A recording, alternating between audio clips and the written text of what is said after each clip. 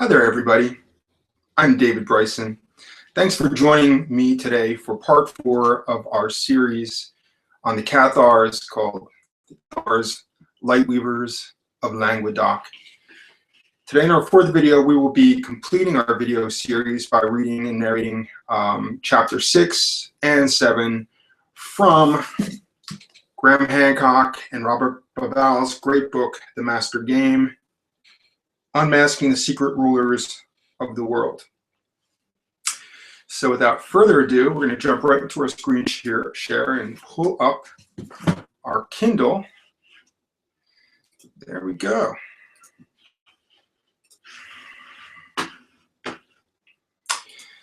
Chapter 6, The Rivals.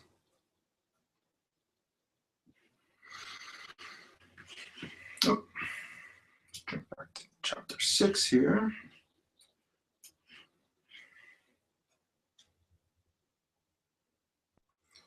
Got a little delay here. Okay, we'll be there in just a moment. So yeah, we're really happy to share this amazing knowledge about this group of radical anti-establishment Christians that was such a vexation to the Roman Catholic Church and to the Pope that they actually invented the Great Inquisition to stamp out altogether the movement. Okay, chapter 6, The Rivals. From Pope Innocent III, speaking of the Cathars, "A monstrous breed, you must eliminate such filth." The second treatise of the great Seth, one of the Nag Hammadi texts, speaks of the Gnostics' experience of persecution at the hands of people who believe themselves to be Christians. The setting could be any time in the first 4 centuries AD, before the texts were concealed. The treatise then goes on to make a further allegation, one that the Cathars and Bogomils were to repeat 1,000 years later. This is that the established church is an impostor, an imitation of the true church that it had displaced. So we're now better able to understand the reference in the treatise cited in the previous chapter to, quote, empty people, unquote, who think that they are advancing the name of Christ when they persecute others. The writer is either speaking of the Catholic Church itself or of the militant literalist faction always in favor of persecuting its opponents. Its opponents that would ultimately dominate the church during the reign of Emperor Constantine, and that would impose its agenda on the future. Set against it and persecuted by it are the Gnostic adepts, sons of light, founders of the true church, described as an ineffable union of undefiled truth. The impostor church has made an imitation of their perfect assembly, and having proclaimed the doctrine of a dead man, the crucified Jesus Christ, it has tricked its followers into lifetimes of fear and slavery, worldly cares, and abandoned worship, for they did not know the knowledge of the greatness, that it is from above and from a fountain of truth, and that it is not from slavery and jealousy, fear and love of worldly matter. It should be obvious to the reader by now that the simple statement of Gnostic dualism, which lay at Nag Hammadi for 1,600 years after being buried there in the late 4th century, could equally well have been written by a Cathar or Bogomil perfectus of the 12th or 13th centuries. There is the same horror of worldly matter and the same sense that it entraps and enslaves the soul. There is the same belief that while ignorance can extend the soul's imprisonment, knowledge can set it free.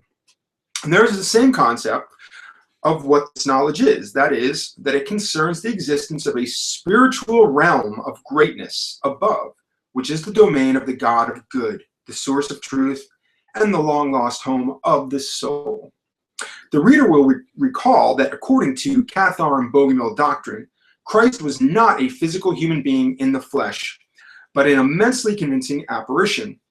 The second treatise of the great Seth clearly has the same thing in mind when it puts these words into Christ's mouth after the crucifixion. Quote, "I did not succumb to them as they had planned. I was not afflicted at all. Those who were there punished me and I did not die in reality, but in appearance, unquote. Many other religious ideas that we have come to associate with the Cathars and Bogomils also appear a millennium earlier in the second treatise of the Great Seth. For example, that the God of this world is evil and ignorant and can be identified with the God of the Old Testament, and that his minions, the Catholic bishops, are mere counterfeits and laughingstocks. The passages we've quoted here are just fragments of the treatise itself, only a small part of the overall collection of 52 Gnostic texts preserved in the Nag Hammadi library. Virtually any of them could serve without alteration as a manifesto of Cathar and Bogomil beliefs.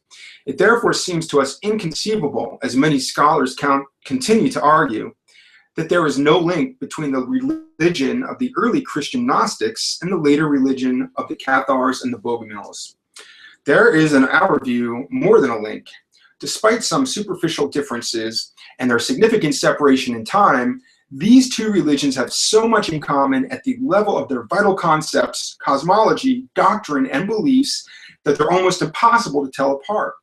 When we consider that essential elements of ritual, symbolism, initiation, structure, and organization were also the same, and that both the Gnostics and the medieval dualists were persecuted with the same spirit of savage repression by the same opponent and for the same reasons, it is increasingly difficult to resist the conclusion that they must indeed have been one and the same thing, seizing control of the tradition.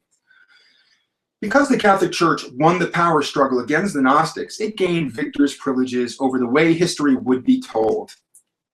It's not surprising, therefore, while all other beliefs and doctrines are regarded as aberrations, that Catholic beliefs and doctrines tend to be treated as orthodox, literally straight teaching, and also as authentic, of true apostolic descent, etc., in most historical accounts. However, a dispassionate look at what is now known about the broad and eclectic character of Christian beliefs in the first 3 centuries does not support the Catholic claim to primacy. There is no doubt that the evidence shows us the nucleus of the faction that became the Catholic Church, forming around dogmatic militants like Irenaeus and Tertullian. But after the discovery of the Nag Hammadi texts and the gradual revelation of their contents that has followed, it has been impossible to ignore the presence and equal weight of the Gnostic churches in the same period. Since Catholics and Gnostics alike claimed that the teachings in their possession were the earliest and the most authentic, why has the Catholic version for so long been accepted as gospel, literally, and left unchallenged, while the Gnostic version was hunted down and persecuted out of existence? Isn't it equally possible, as the Nag Hammadi texts themselves invite us to believe, that the tradition of the Gnostics was all along the authentic one? Scholars have known for many years, for example, that the Valentinian Gnostics of the 2nd century AD accepted not only the 4 Gospels in the New Testament that have come down to us today, Matthew, Mark, Luke, and John, but in many additional documents professing to contain traditions of the secret teachings of Jesus. Writing in 1967, Henry Chadwick, the great historian of Christianity, was happy to accept that such secret teachings did in fact once exist, and suggested that they would have been similar to the Gospel of Thomas, one of the Nag Hammadi texts, recently recovered from the sands of Egypt. But he was not interested in questions concerning the authenticity of these Gnostic traditions. He simply took it for granted that whatever secret teachings the Gnostics possessed must self-evidently have been false. Chadwick even seemed happy to gloss over the pseudoscientific claptrap of the heresy hater Irenaeus, who he observed approvingly, quote, ingeniously vindicated the fourfold gospel on numerological principles. Well, there's a little gematria there. Let's highlight that. 4, he urged, was a sacred number corresponding to the 4 winds or the 4 faces of the cherubim in Ezekiel. Chadwick accepts that even as late as the last Chadwick accepts that even as late as the last 2 decades of the 2nd century AD, a substantial oral tradition was still in circulation, purporting to transmit the true words of Christ. This tradition, he notes, was regarded as an authority which had not yet been wholly merged with the written Gospels. In other words, the canonical New Testament was still incomplete by the end of the 2nd century, and the eventual course of Christian doctrine was not yet set in stone. Chadwick suggests that circa AD 185 or 190, with many different ideas, both written and oral, in circulation, Irenaeus, together with others from the proto-Catholic group, saw the advantage which a written document possessed and which oral transmission did not. Although the Gnostic leader Marcion had prepared his own canon sometime before, much to the consternation of the Catholics, few of the other proliferating Gnostic sects of the period accepted it, and the possibility that they would ever be able to agree amongst themselves for sufficiently long to put a representative Gnostic canon together seemed remote. Amongst the proto-Catholic group, there was no such hesitation. Knowing that those who controlled the written document would effectively have the control of authentic tradition, they launched their own initiative to compile and create a canonical New Testament. Since this group was dominated by men like Irenaeus, who regarded their own views as infallible and were intolerant of the views of others, they were naturally inclined to label whichever texts or traditions supported their views as belonging to the authentic apostolic line, and to cast into the outer darkness as inauthentic any that contradicted them. What justified this, notes Chadwick, was that the teaching given by the contemporary bishop of, say, Rome or Antioch was held by the Catholics to be, in all respects, identical with that of the apostles. As Irenaeus himself put it in the 2nd century with reference to the so-called rule of faith, a short summary of the main points of Catholic belief that he and other heresy hunters favored, this rule is what the bishops teach now and therefore comes down from the apostles. Thus, irrespective of its actual origins and authenticity, any teaching given by the Catholic bishops was automatically deemed authentic and to have come down from the apostles. Vice versa, any teaching of which they did not approve was automatically deemed inauthentic and not descended through the proper apostolic line. In other words, heretical. In an era when oral traditions were still dominant and the bestowal of canonical status upon texts was in the hands of a militant faction, such circular arguments could only have one outcome. There is little doubt that the proto-Catholics deliberately manipulated the gradual formation of the New Testament so that it could serve them in their early battles against the Gnostics and reinforce their own claims to authenticity and exclusivity as the sole mediators of Christ's message. No eyewitnesses we can trust. Can we be sure of anything that the New Testament has to tell us?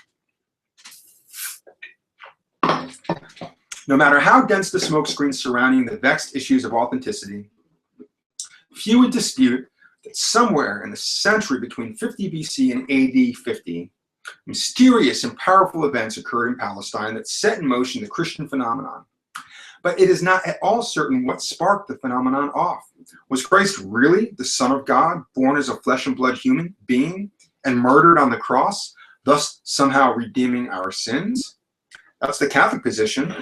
Was he a projection or emanation from the divine, an appearance only, not really flesh and blood? That's the Gnostic and Cathar position. Or could he simply have been an urban legend blown out of all proportion, or perhaps even an artificially constructed myth designed to serve the purposes of a particular religious cult? The first two possibilities, Catholic and Gnostic Cathar, are both based on unprovable articles of faith and therefore equally likely or unlikely to be true. Though its defenders claim otherwise, there is no superior logic whatsoever in the Catholic position. It is, after all, no more logical or inherently more probable to insist that Christ was the Son of God in human flesh born of a virgin than to insist that he took form only as a very convincing apparition. The third possibility, that the whole story was made up, has much to recommend it. The prime issue is the remarkable absence of solid and convincing historical evidence to confirm that the figure known to the world as Jesus Christ ever actually existed. He might have, it can't be ruled out, but it's equally possible that there never was any such being, whether man or apparition. His obvious resemblance to several other much older dying and resurrecting godmen, notably Osiris in Egypt and Dionysus in Greece, has not gone unnoticed by scholars, and the possibility must be confronted that Jesus Christ was a myth, not a man. Since no part of the canonical Gospels is thought to date earlier than about AD 60, and some parts may be as late as AD 110, it is within the bounds of reason that everything we know about Christ's person, words, and deeds was simply invented sometime during the 1st century AD, and then passed into the oral tradition in the form of eyewitness accounts of events that had supposedly taken place a couple of generations previously. Extensive editing in the late 2nd century AD began to standardize the oral traditions into the beginnings of the canonical New Testament. By then, needless to say, there was no one left alive who could claim to have witnessed, or to have known anyone who had witnessed, or even to have known anyone who had known anyone who had witnessed the events surrounding Christ's life and death. Somehow this secret religion went on. In the early years, along with many smaller factions, we've seen that the two main competing forms of Christianity evolved, approximately in parallel, and that there is no clear evidence of which came first. Both claimed primacy and sought to reinforce their position with their own selections from the whole stock of oral and written traditions available in that period. The literalist form, which was to become Catholicism, gained the upper hand and the ear of Constantine. Gnosticism, the interpretive and revelatory form of Christianity, lost out and was declared a heresy and persecuted. We make no claim ourselves as to which form was the oldest or most authentic. The issue is, strictly speaking, irrelevant to the hypothesis we're developing here. Our point is simply that until literalist Catholicism began its sustained campaign to wipe out interpretive Gnosticism, Christianity had been diverse enough to accommodate both simultaneously. The persecutions of the Gnostics were so successful that by the end of the 6th century, it seemed that only the literalist form had survived. However, the fact that a strong Christian Gnostic religion emerged again in the 10th century in the form of Bogomilism makes it impossible for us to accept that the destruction of Christian Gnosticism in the 6th century was final as it looked. Somehow, this secret religion went on, either through the Manichaeans or the Messalians or the Paulicians, or by another less obvious route. This is why the organization spoken of so cryptically in the Nag Hammadi scriptures continues to intrigue us. In chapter 5, we saw that the references made to it seem to hint at the existence of a secret society charged with a mission to protect, restore, and repromulgate Gnosticism after times of trouble. It would all sound like so much ancient wishful thinking were it not for the fact that this was more or less what happened at the end of the 1st millennium. The sudden appearance of Bogomilism in Bulgaria during the last decades of the 10th century was not some isolated heresy. It marked the first step in the repromulgation and resurgence of a fully fledged Christian Gnostic religion after 400 years absent from the scene. The next step was its rapid westward expansion as Catharism during the 12th century. By the beginning of the 13th century, it had become a genuinely pan-European faith and the only serious rival that the established church had faced for 1,000 years. We know that the church did not identify it as a new rival, but as an old and dangerous one, seemingly returned from the dead. Perhaps this sense on the church's part of being drawn back into an ancient conflict, one that struck at the very heart of all its shaky claims to legitimacy and authenticity as the true faith, explains the terrible events that followed. Christ and Antichrist. All wars are terrible, no matter in what epoch they are fought or with what weapons. Medieval wars were particularly ghastly. But the wars of the Catholic Church against the heresy of Catharism in the 13th century, the so-called Albigensian Crusades, must rank high on the list of the most repulsive, brutal, and merciless conflicts that human beings have ever had the misfortune to be involved in. The Cathars are innocent in these matters by any sane standards of justice. All they did was reject the authority of the Pope and give their loyalty to another religion that sought to correct what it saw as the false doctrines of Catholicism. The rational modern mind cannot blame them for acting independently in this way, let alone detect any reason why their beliefs and behavior should have merited so gruesome a punishment as burning at the stake. We know that the past is another country where people do things differently. We understand that the medieval world, full of superstition and the fear of damnation, a fear fostered by the Catholic Church and used as a weapon of mind control, was not governed by the same codes of interpersonal decency that we try to live by today. Yet the savage persecution of the Cathars, carried out in the name of the Church and frequently on the direct orders of its bishops, went so far beyond what was normal, even for that bloodstained period, that it has to raise disturbing questions about the beliefs of the perpetrators. Because our primary focus in this book is on the long-term survival of a secret religion, irrespective of its authenticity, we will not pursue such questions further here, notably the vexed issue of whether Catholic or Cathar teachings represent authentic Christianity. Nonetheless, it seems patently obvious to us that the spirit of the gentle and loving Jesus who pervades the New Testament did not ride with the Catholic clergy and knights who ravaged the once free land of Occitania in the first half of the 13th century. A chronicler of the time, one of the two authors of the epic Chanson de la Croissant Albigensian, Song of the Albigensian Crusade, summed the problem up in an ironic, unofficial epitaph for Simon de Montfort, the fearsome general who led the Catholic armies in Occitania for almost a decade of unremitting slaughter before being killed in battle in 1218. He was buried with much pomp and ceremony at Carcassonne, where the Chanson reports, quote, "Those who can read may learn from his epitaph that he is a saint and a martyr. He is bound to rise again, to share the heritage, to flourish in that state of unparalleled felicity, to wear a crown and have a place in the kingdom. But for my part, I have heard tell that the matter must stand thus.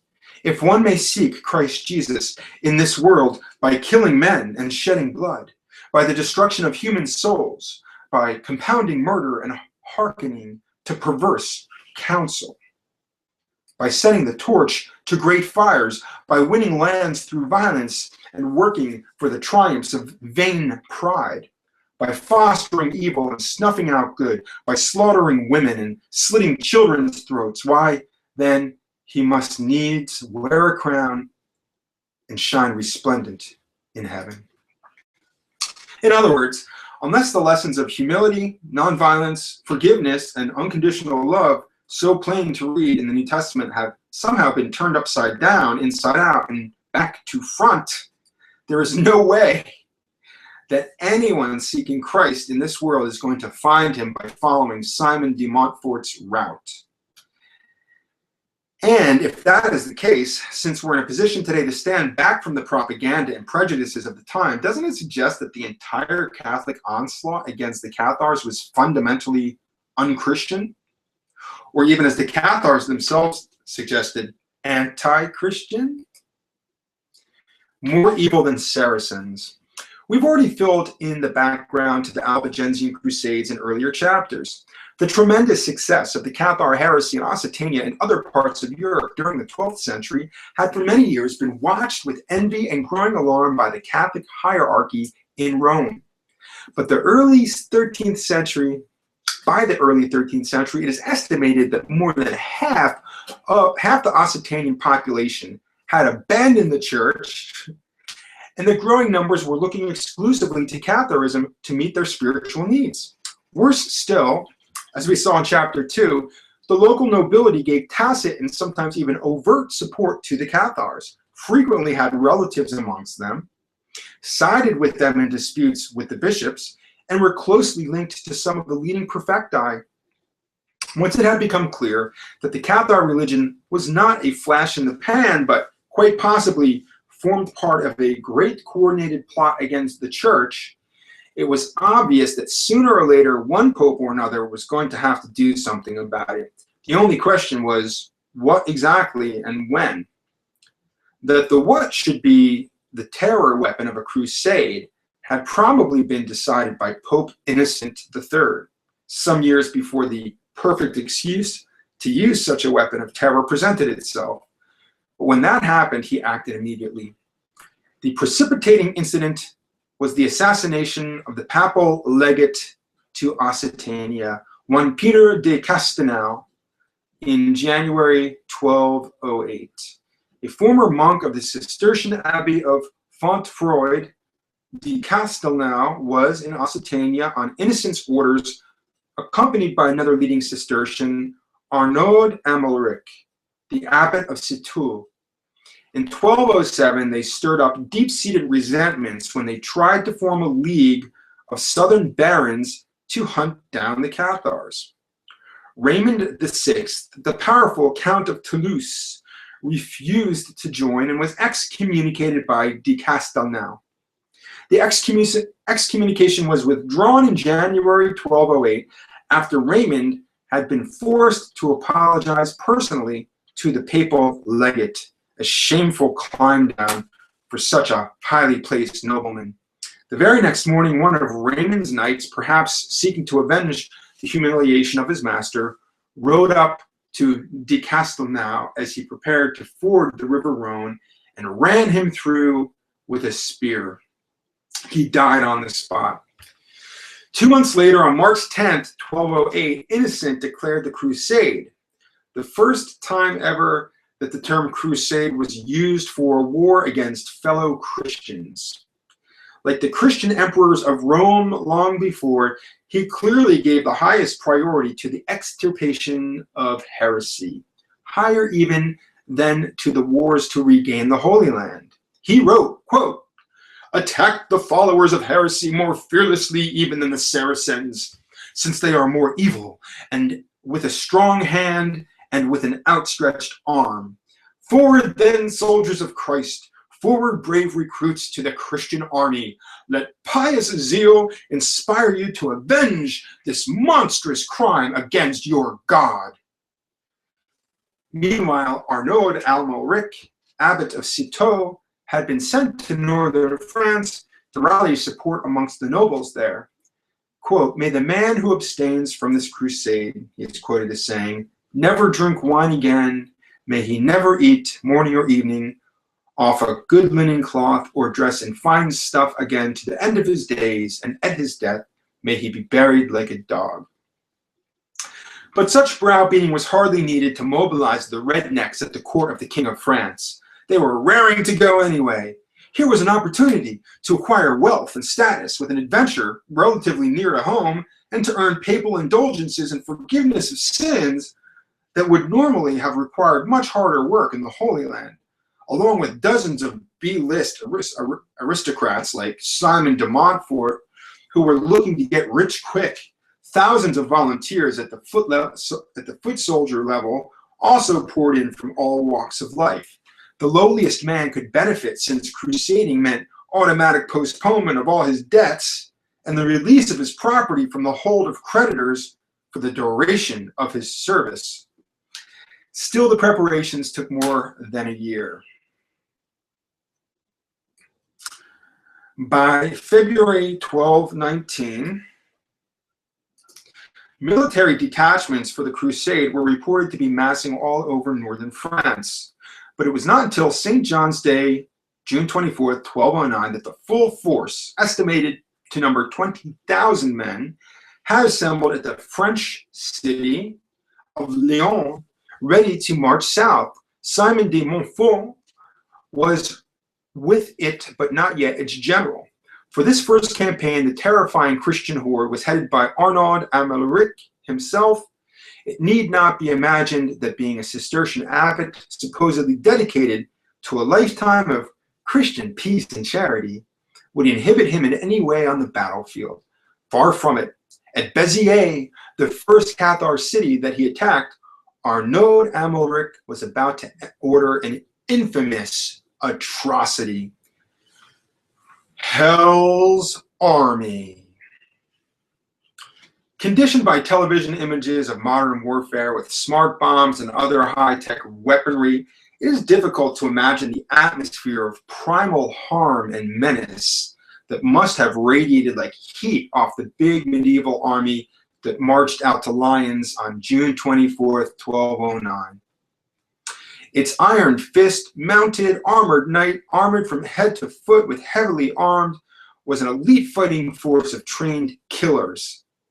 These were the knights, the samurai class of old Europe. Gathered from the aristocracy, they were men who had been groomed for warfare since childhood. They probably totaled no more than 1,000 individuals, but each of them, depending on his resources, was supported in battle by anything from 4 to 30 hand-picked cavalry and infantry who fought at his side as a skilled and disciplined unit. Lower down the social ladder, the theme of discipline in the crusading army was continued amongst divisions of professional soldiers specialized in particular military arts. They included the gunners who operated the great war catapults and stone guns, the trebuchets and mangonels that had a range of almost half a kilometer and could hurl projectiles weighing 40 kilograms. There were teams of battering ram specialists who would breach the city gates, while other teams assembled and operated huge siege towers from which archers could fire down on the defendants inside the walls. Sappers and siege engineers were also needed for the business of filling in moats and undermining foundations. Less disciplined but equally deadly, and in a way far more frightening, were the mercenaries known as routiers, who had been hired for their unprincipled ferocity. These were times of widespread poverty and frequent famines in Europe, and droves of the landless, the unemployed, and the dispossessed wandered the countryside. The most efficient and ruthless among them formed up into lawless bands, looting and killing to support themselves, and were hired en masse by the Christian army that the Pope had unleashed on Occitania. They were, as Zoe Oldberg notes, quote, desperate fellows with nothing to lose, and therefore would plunge on through thick and thin regardless. They formed a series of shock battalions, all the easier to utilize since no one had the slightest qualms about sacrificing them. The most important thing was the terror they inspired in the civilian population. Not content with mere pillage and rape, they indulged in massacre and torture for the sheer fun of the thing, roasting children over slow fires and chopping men into small pieces. Even lower down the pecking order than the feared routiers were the ribards, the unpaid camp followers numbering several thousands in their own right, who had attached themselves unofficially to the crusade. They too were desperate people, a ragged bunch of bare-arsed muggers, rapists, and corpse looters. But weirdly, they elected their own king on the campaign, who divided the chores and the spoils of war amongst the rest.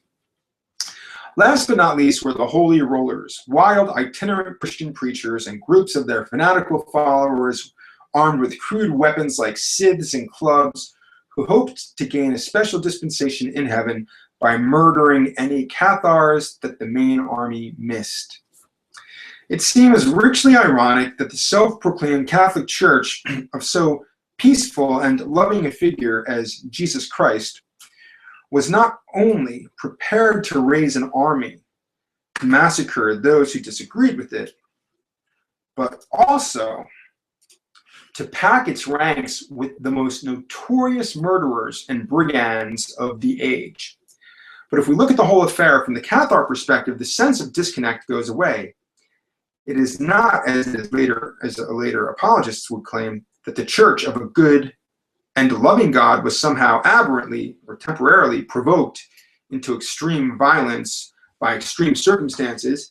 In the Cathar take on this, the Catholic Church served the God of evil. Accordingly, it was behaving entirely in character when it recruited an army of demons.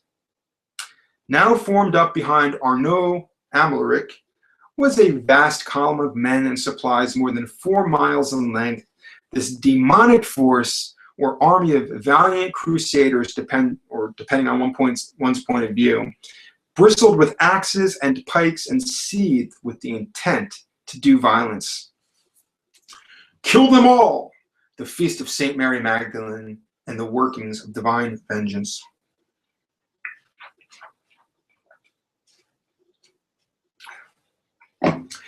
After taking a meandering course through Occitania, pausing only to accept the surrender of settlements unable to defend themselves and to burn small groups of Cathars along the way, Arnaud Amalric and his 20,000 hooligans fetched up in front of the prosperous city of Beziers on July 21st, 1209.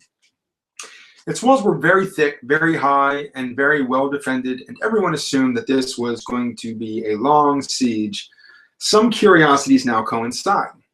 It is our hypothesis that the Cathars were the descendants through an underground stream of secret religion of the Christian Gnostics of the first few centuries. Scholars agree that the Christian Gnostics of that period has special reverence for Mary Magdalene, who plays a small but highly significant role in the New Testament. By comparison, her status in the Nag Hammadi texts elevated to that of Christ's first apostle, his closest confidant, and perhaps even his lover. We were therefore naturally interested to learn that the area around Beziers had been known for centuries before the Crusade for its special and fervent dedication to Mary Magdalene. A local tradition had it that she had fled here by ship from Palestine in the mid-1st century, landed at Marseilles, and became the first Christian missionary in what was then the Roman Empire's Provincia Gallia Narbonensis. Odder still, July 21st, the date that the Pope's army pitched camp before Beziers, was the eve of the annual feast of Mary Magdalene, held on July 22nd. Oddest of all, however, was what would happen on the feast day itself. Beziers was by no means entirely a Cathar city. There may have been as many as several thousand Cathar credentes living there, but Catholics are likely to have been in the majority. We know that there were 222 Cathar prefecti present on the day the siege began because a list of their names, prepared by Renaud de Montperoux, the Catholic bishop of Beziers, has survived. The bishop, whose predecessor had been assassinated in 1205, scuttled through the gates with the list soon after the Crusaders began to arrive and returned from their camp a few hours later with an offer. If the townsfolk would hand over the 222 named Cathar notables for immediate burning, then the city and everyone else living in it would be spared. It was in fact a pretty good offer, but to their lasting moral credit, the Catholic burghers of Beziers rejected it, stating that they would rather be drowned in the salt sea brine than betray their fellow citizens. What was to follow was a good deal worse than drowning. It started on the early morning of July 22nd with a minor and wholly unnecessary skirmish, separated by some distance from the main force of the Crusader army.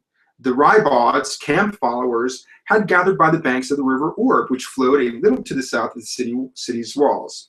A bridge leading to one of the city gates spanned the Orb at this point, and now one of the ribauds strolled onto it, shouting insults and challenges to the defenders.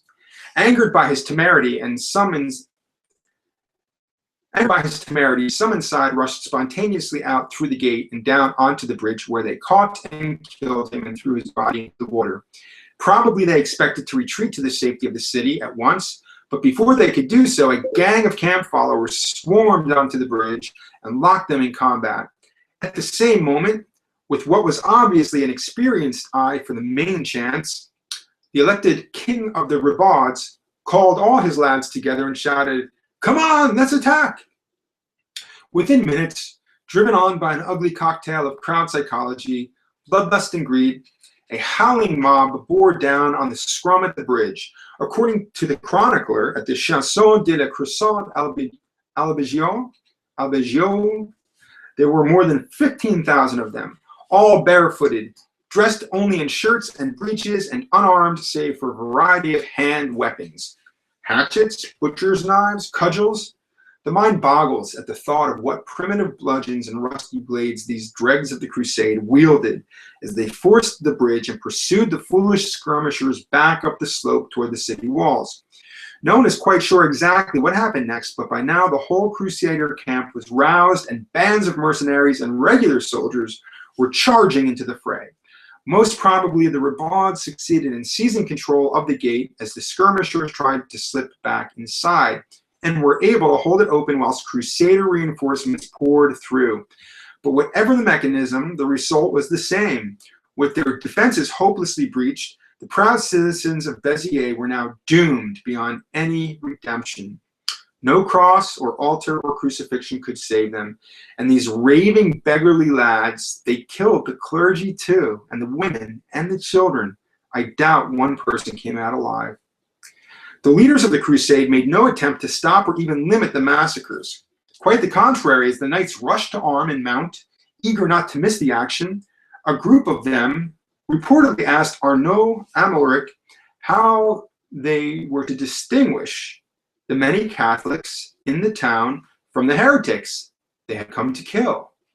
The abbot is notorious for replying in Latin, "Cedite eos, novit enim dominus qui sunt ius," which means, kill them all, God will look after his own. Though most of the killing was done by the lower orders, a particularly awful bloodbath was unleashed inside the Church of Mary Magdalene by the knights themselves. Here, a multitude of Cathars and Catholics, old and young, men, women, and children, were cowering in fear. Their numbers were estimated by chroniclers at the time as between 1,000 and 7,000, just like the Gnostic and pagan refugees who had taken shelter inside the Serapeum in Alexandria 9 centuries previously when it was attacked by Christian forces. They probably hoped that the hallowed ground would save them. And just in Alexandria, it didn't. The knights burst in and slaughtered them all. By noon, a few hours after the fighting had started at the bridge, the entire population of the city had been murdered.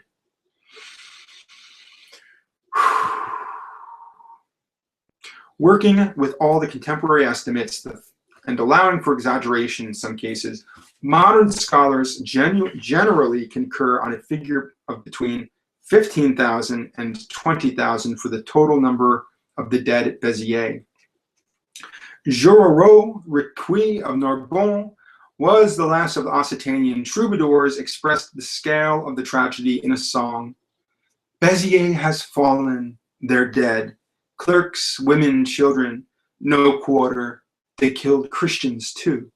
I rode out. I couldn't see or hear a living creature. They killed 7,000 people, 7,000 souls who sought sanctuary in Saint Madeleine. The steps of the altar were wet with blood.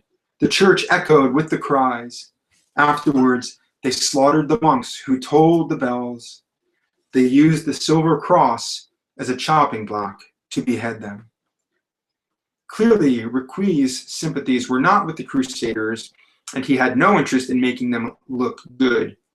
We might think that the whole scene was just something he'd invented as anti-Catholic propaganda, were it not that all other accounts of the sack of the city, supported by archaeological evidence, also speak of a fearful massacre taking place inside the Church of Mary Magdalene.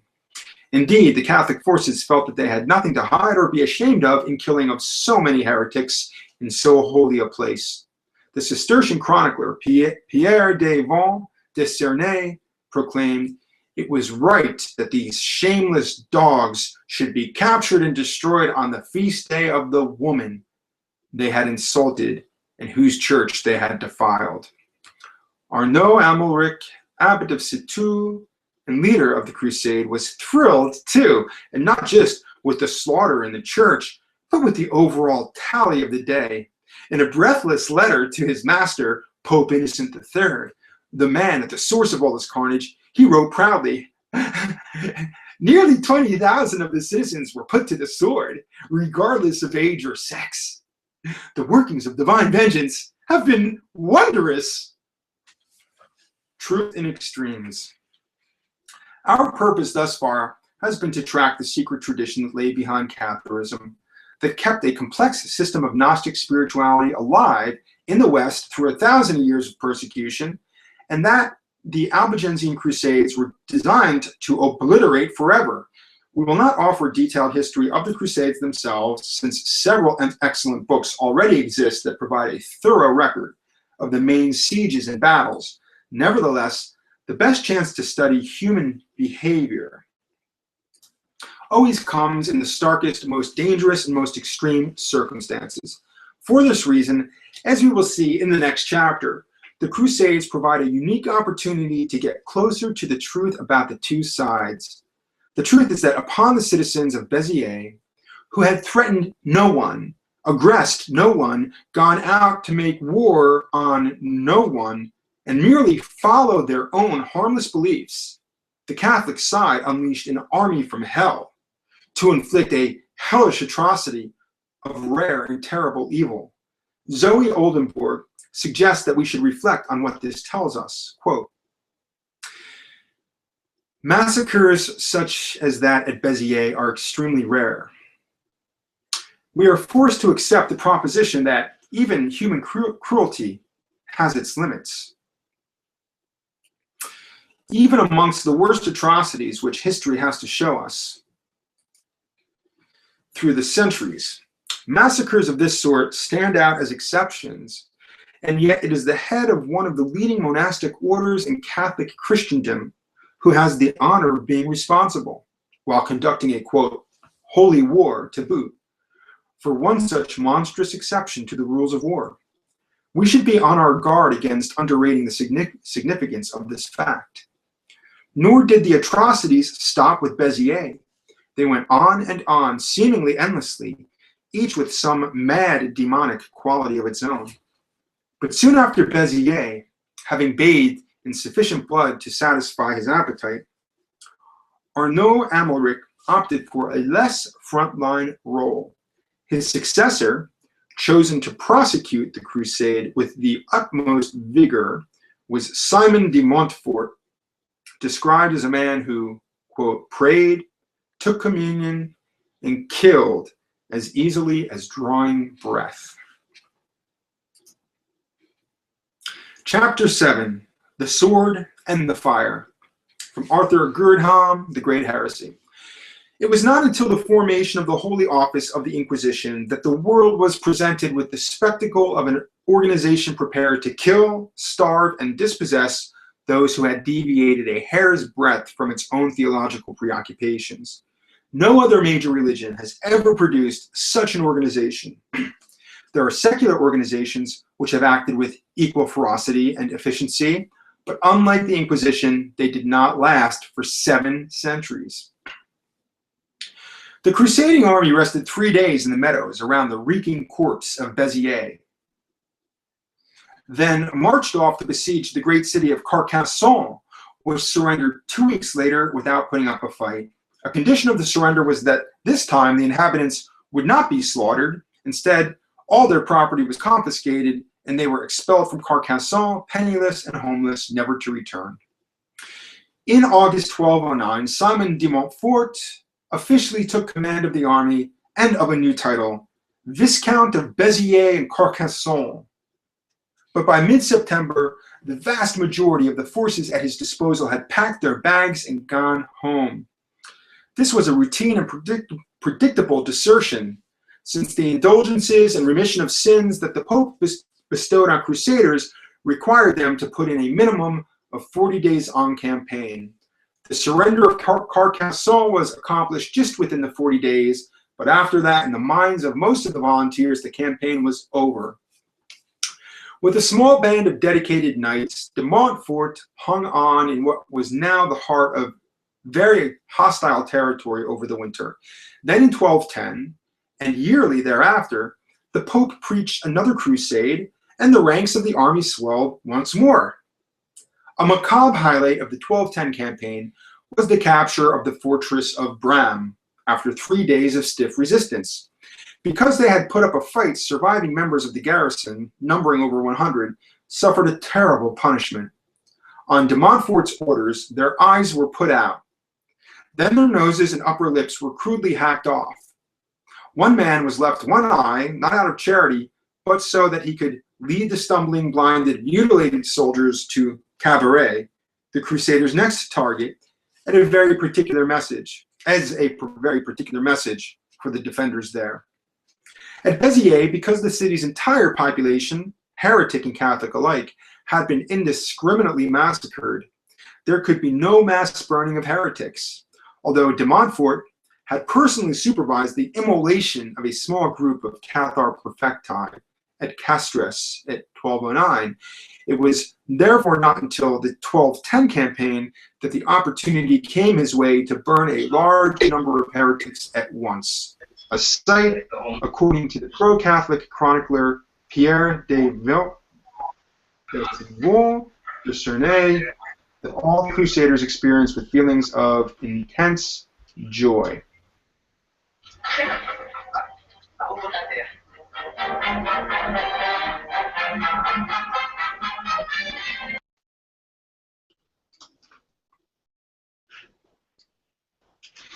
The opportunity was provided by the fortress city of Minerve, where it was known that many Cathar perfecti. Oh, let's get the screen shot back up here.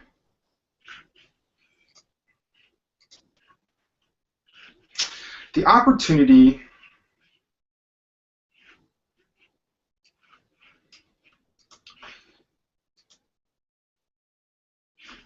Oh, Mr. Screen Share, where art thou? Let's try this again. Okay. The opportunity was provided by the fortress city of Minerve, where it was known that many Cathar perfecti, both men and women, had taken refuge. De Montfort laid siege to the stronghold in June 1210 and forced its surrender some weeks later after cutting off its water supply and deploying his war catapults and stone guns to bombard it mercilessly. As had been the case at the surrender of Carcassonne, there was no massacre, but this time the Cathar perfecti sheltering in Minerve were identified and singled out. Their choice was either to recant or die. Initially, none recanted, and one of the perfecti explained to a Catholic priest, "Neither death nor life can tear us from the faith to which we are joined."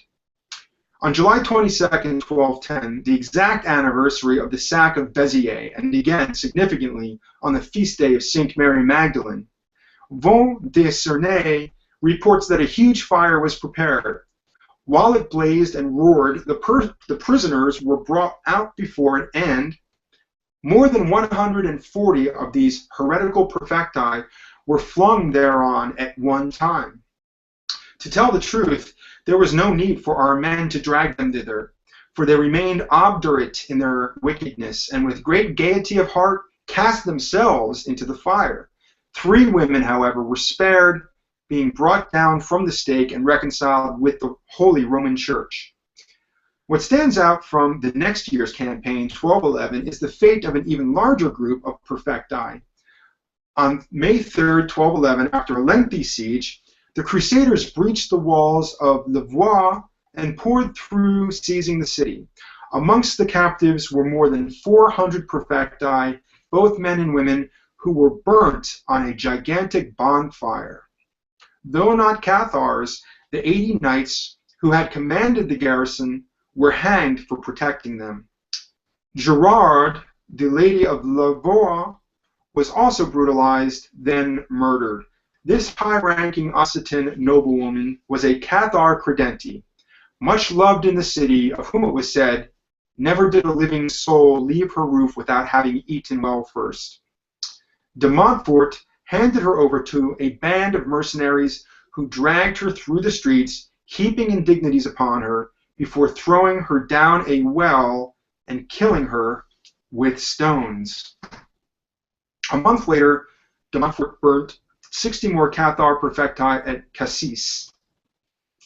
In 1213, King Peter of Aragon, famous for having recently won a great victory against the Moors in Spain, intervened against the Crusaders. Some of the hard-pressed Occitan noblemen who were protecting the Cathars were his relatives, and there was a large population of Cathars in Aragon itself. Peter brought hope, a splendid force of 2,000 battle-hardened knights and 50,000 infantry into the equation, more than enough to change the course of the war. But it was not to be. Though he was heavily outnumbered, de Montfort attacked Peter at Muret, and through brilliant, ruthless generalship, succeeded in killing him in battle. At the sight of this terrible and totally unexpected catastrophe, the Aragonese and Occitane forces hesitated, then began to retreat. The retreat turned to panic and then to a rout with de Montfort's knights in hot pursuit. Thousands were cut down, drowned in a nearby river, or crushed as they fled. It took the Occitan nobles 3 years to lick their wounds and gather their strength before they were ready to take on de Montfort again. Nonetheless, by 1216, the Count of Toulouse had succeeded in raising an army and for the first time began to inflict serious reverses on the Crusaders. Using his favorite strategy, if in doubt, attack, de Montfort tried to take the initiative by besieging Toulouse. The city fought back ferociously and, refusing to be put on the psychological defensive, routinely sent out armed sorties to attack de Montfort in his own camp. The siege dragged on for many months, and the defenders' sorties grew ever more daring. On the morning of June 25th, 1218, while repelling one of these raids, de Montfort was killed outright by a projectile from a stone gun mounted on the walls of Toulouse and said to have been fired by a crew of women and young girls. The Chanson de la Crusade Albigeois describes his death. A stone flew straight to its proper mark and smote Count Simon upon his helm of steel in such wise that his eyeballs, brains, teeth, skull, and jawbone all flew into pieces, and he fell down upon the ground stark dead, blackened, and bloody. The darkest hour before the falsest dawn. With de Montfort thus felled like a pole-axed ox, his son, Amaury, took charge and abandoned the failed siege within a month. In 1219, however, he was back in action, leading yet another crusade. This time he was joined by Prince Louis of France, out to do his crusading duty and bringing with him 20 bishops, 30 counts, 600 knights, and 10,000 archers. The two armies met in front of the unfortunate city of Marmande, which Amaury had already besieged, and launched a joint attack, overwhelming its defenses.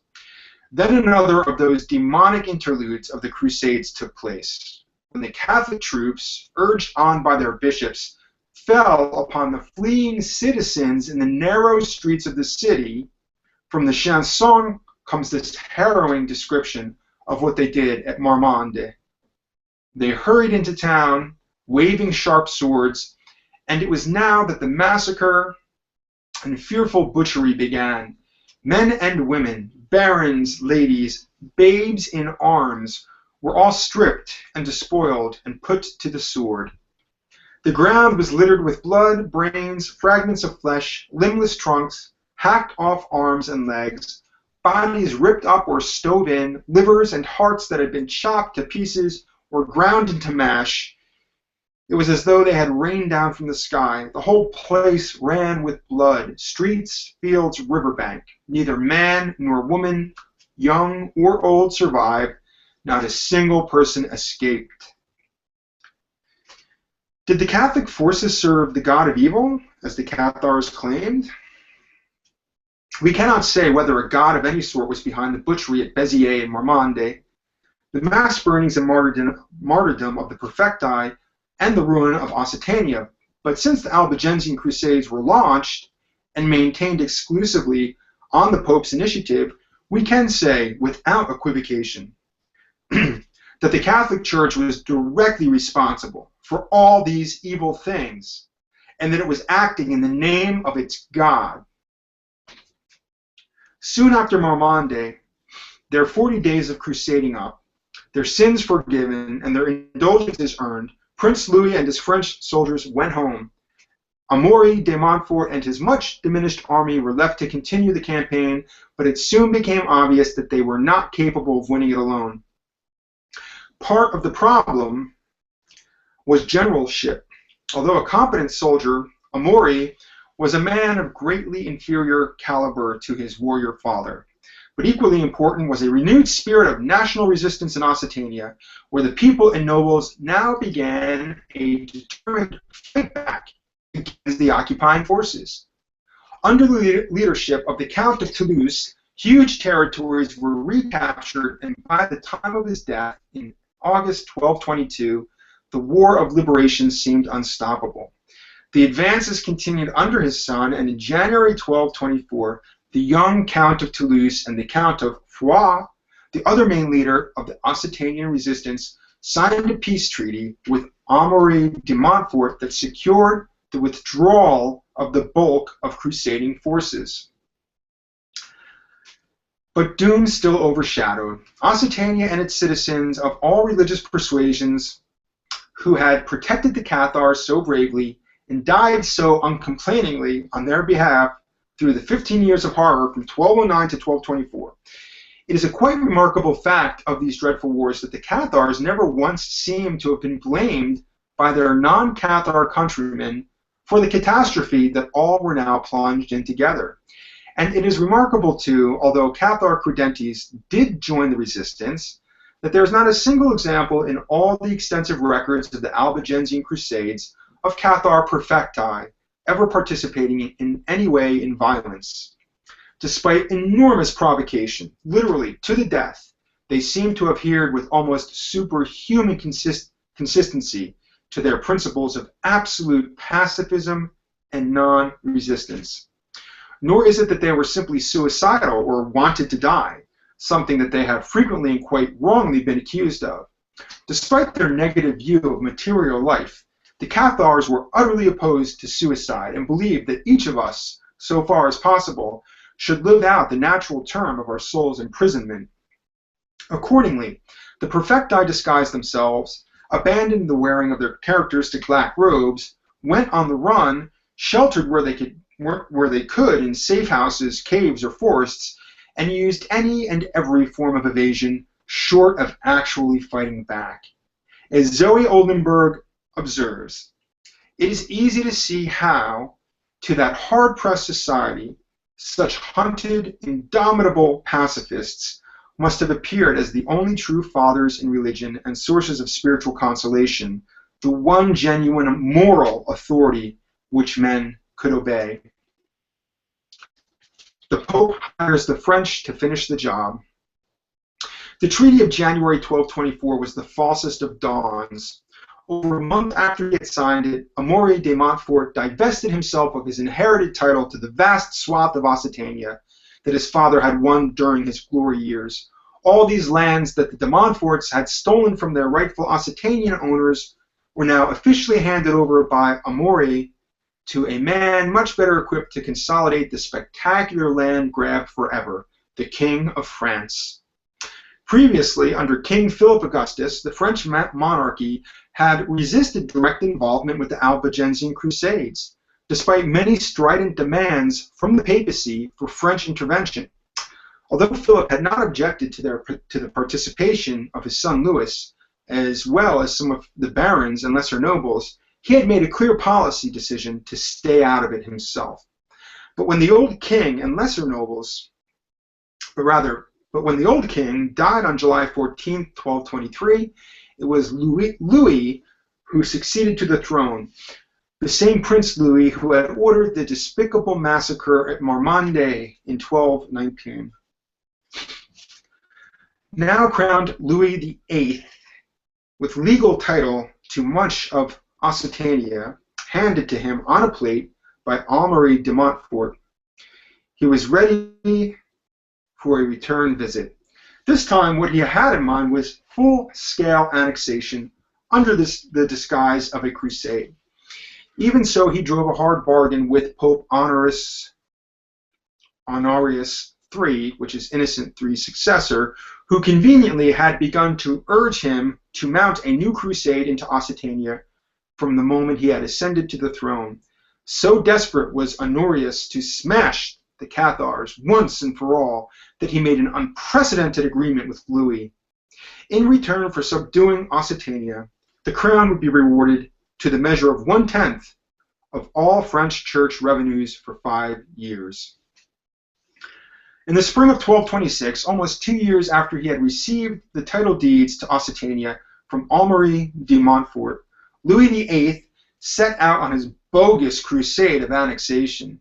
So overwhelming was the force he led that he received the surrender of several great cities, including Carcassonne and Narbonne, without even having to fight.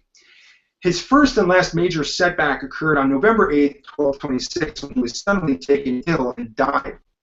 But still the campaign went on. Louis had been married to Blanche of Castile, a hard-hearted and determined woman with vast ambitions for their 12-year-old son, also Louis, the future Saint King, Louis IX, to whom she was now regent. On her orders, the French army remained in Occitania, gradually wearing down the resistance, once again represented mainly by the Counts of Toulouse and Foix. In 1228 and 1229, the French adopted a scorched earth policy, unleashing a terror campaign on the countryside, burning farms and villages throughout Occitania, destroying crops, driving the inhabitants out as refugees. By 1229, the will of the people to resist further after years of exhausting conflict had been utterly destroyed, and the counts sued for peace. It was a crushing peace that included a public scourging in Notre Dame Cathedral in Paris of the Count of Toulouse on April 12, 1229, and although it marked the official end of the Albigensian Crusades, it robbed Occitania of its independence forever, putting a huge area of this once free land under French control, effectively as an occupied state, and leading to its full annexation into the Kingdom of France within half a century. One of the provisions of the treaty allowed the Count to retain nominal title to some of his hereditary domains around Toulouse, but also obliged him to go into exile for 5 years, this exile to start no later than June 1230. In order to reduce even further his time amongst his own subjects, and thus his potential as a focus of rebellion, he was detained in Paris as a house prisoner in the Louvre Palace for 6 months after signing the treaty. By the time he reached Toulouse in November 1229, he found that the city's massive defensive walls had been pulled down to ensure that it would never again become a center of pro-Cathar and anti-French resistance. Pieces of silver. Despite the mass holocausts of profecti and increasingly focused persecution, Catharism continued throughout the 1220s to be a vibrant religion that had an important place in the life of Occitania, and that still attracted large numbers of credentes. There is evidence from the first half of the decade when it seemed that the curse of the Crusades had been lifted, of fairly active reorganization and restructuring of the Cathar Church. The jurisdictional boundaries of bishoprics were reestablished, and in 1225 the Cathars even felt confident enough to establish a new bishopric, that of Razès. Although many perfecti had been lost to the stake, it had been calculated that several hundred, both male and female, were still active in Occitania in 1225. So clearly, while the Albigensian Crusades had done much damage and taken many lives, they had not yet succeeded in their primary goal of eradicating the heresy of Catharism. Military activities had of course occupied center stage during the Crusades, but an element of heresy hunting had followed every campaign since 1209. In July 1214, for example, at the height of Simon de Montfort's successes, we find Fouquet, the hated Catholic bishop of Toulouse, appointing a certain Brother Dominic and his companions to extirpate heresy and eliminate vice and promote the teachings of the faith as preachers in our diocese. This Brother Dominic was Father Dominic de Guzman, the Spanish monk who was to establish the famous Dominican monastic order in the Toulouse area on February 11, 1218. Early on in the Albigensian Crusades, when Arnaud Amalric was still papal legate, Dominic had been invested with inquisitorial powers. Until his death in 1221, he deployed these powers mercilessly, and his systematic program of persecutions and investigations in Occitania laid the groundwork that would lead to the formal establishment of the much-feared Papal Inquisition in 1233. The reverses suffered by the Crusaders after Simon de Montfort's death in 1218 had been a setback to the heresy hunters too. But all this changed when the French renewed the Crusades in 1226 and under the devout guidance of Blanche of Castile, made it clear that they supported the strongest action against heretics. Soon afterward, Peter Isarn, the Catholic Bishop of Carcassonne, and Gerard de la Motte, a Catholic deacon, a Cathar deacon from the Beziers, were burned at the stake. The peace treaty that Count Raymond VI of Toulouse went to France to sign and endured a public scourging for, on April 12, 1229, introduced draconian procedures for the hunting down of heresy. In the following years, the gradual expansion of the use of these procedures, always backed up by the secular arm, that is, the French occupation forces, meant that the Church came to exercise unlimited power over the life and liberty of the people of Occitania. As a signatory to the treaty, Count Raymond was even obliged to persecute heretics himself, the same heretics who he and his father had fought so hard to protect for the past 20 years. He was to order his own bailiffs to hunt them down on the much reduced lands that the treaty had left nominally under his control, and he was to assist in hunting them down. He was to order his own bailiffs to hunt them down on the much reduced lands that the treaty had left nominally under his control, and he was to assist in hunting them down on the far larger lands that had been ceded to the French crown. We will purge these lands of heretics and of the stench of heresy, and we will also aid the purgation of the lands which the Lord King shall hold, in order better and more easily to unmask them, the heretics. We promise to pay 2 marks of silver for the next 2 years, and after that 1 mark to every person who causes a heretic to be arrested, on condition that the heretic is condemned as such by the bishop of the place or by a competent authority. As well as paying blood money to informers, Raymond was also required to pay large sums directly to the church, 10,000 marks, supposedly, to repair damage done to its property by heretics, 4,000 marks to the monasteries, and a further 4,000 marks to support 14 masters of Catholic theology at the University of Toulouse. The idea, comments medieval historian Martin Barber, was to fill the land, quote, with bastions of orthodoxy where heretics could find no comfort or protection. Informer culture. At the same time, the heat was turned up on individual Cathars at all levels with a whole raft of new statutes. These 45 cold-hearted, methodical, pettifogging, bureaucratic decrees made the suppression of heresy obligatory under common law. A few examples will give us a glimpse of just how far the Church was prepared to go in invading and taking control of people's everyday lives and drawing them into inhumanities. 1.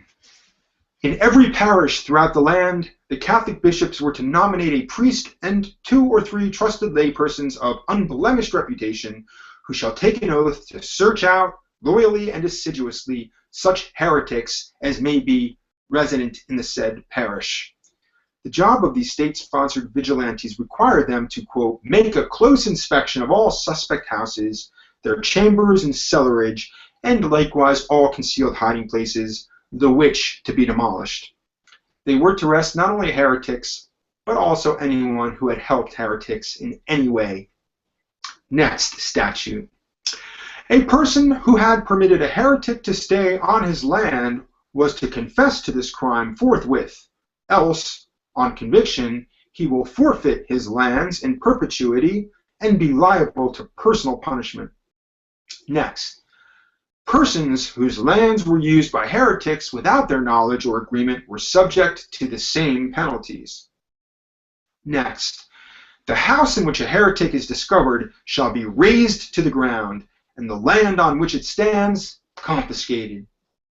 Next, if the resident bailiff of a locality suspected to be a haunt of heretics does not hunt the said heretics down zealously, he shall lose his position without compensation. Next, all persons may search out heretics on their neighbor's land.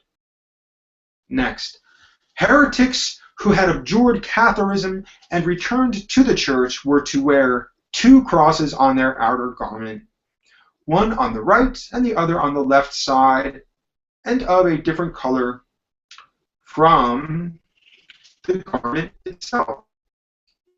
Next, in every parish, all males over 14 years of age and all females over 12 were required to swear an oath before their bishop, renewable every 2 years thereafter, that they would be loyal Catholics, abjure heresy, help to hunt down heretics, and inform on any heretics known to them.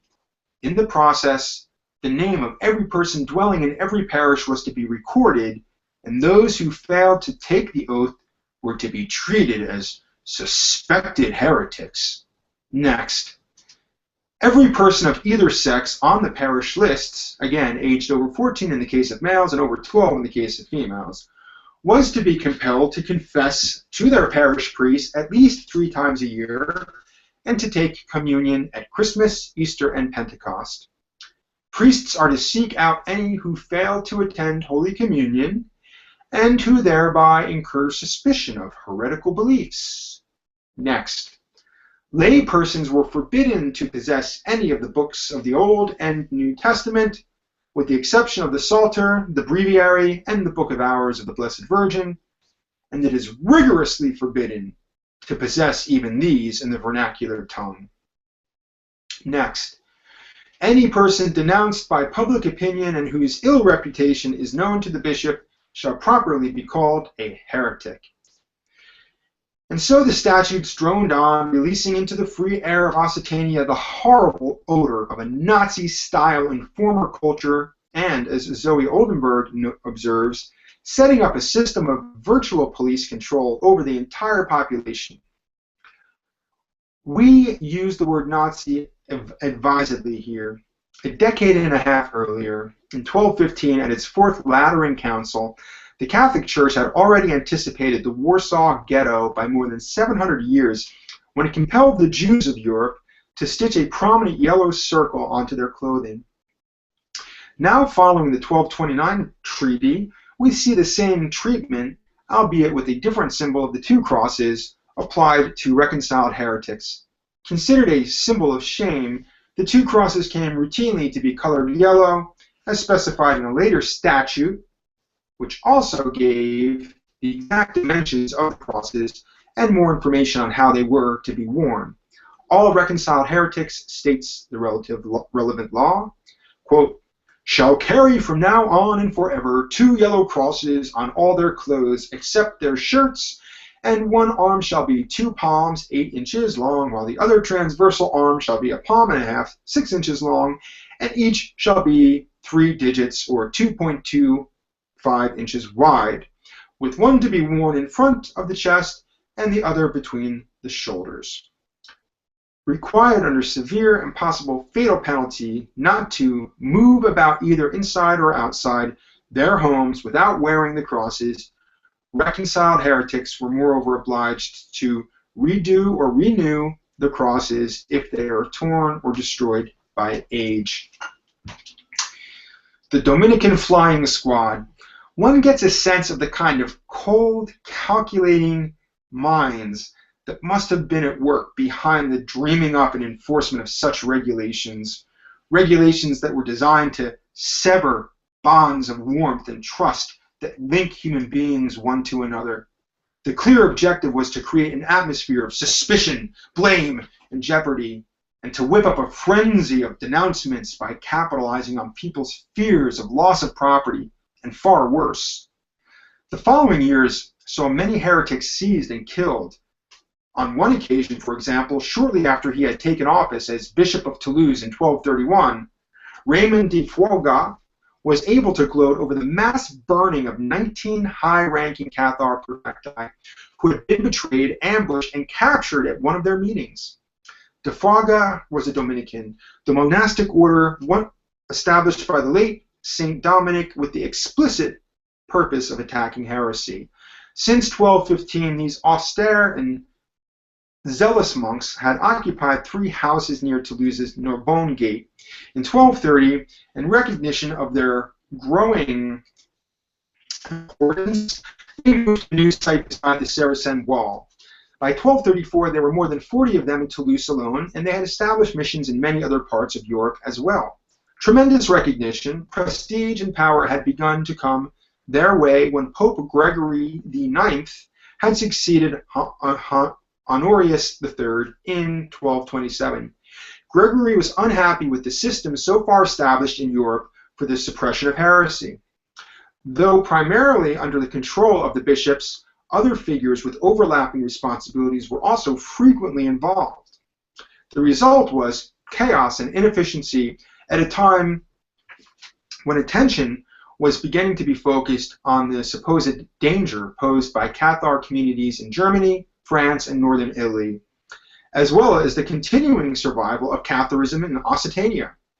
With the linked Bogomil heresy still looking very strong further east, the paranoid tendencies of the Catholic Church went into overdrive, and there was a widespread conviction that enemies were hiding themselves everywhere.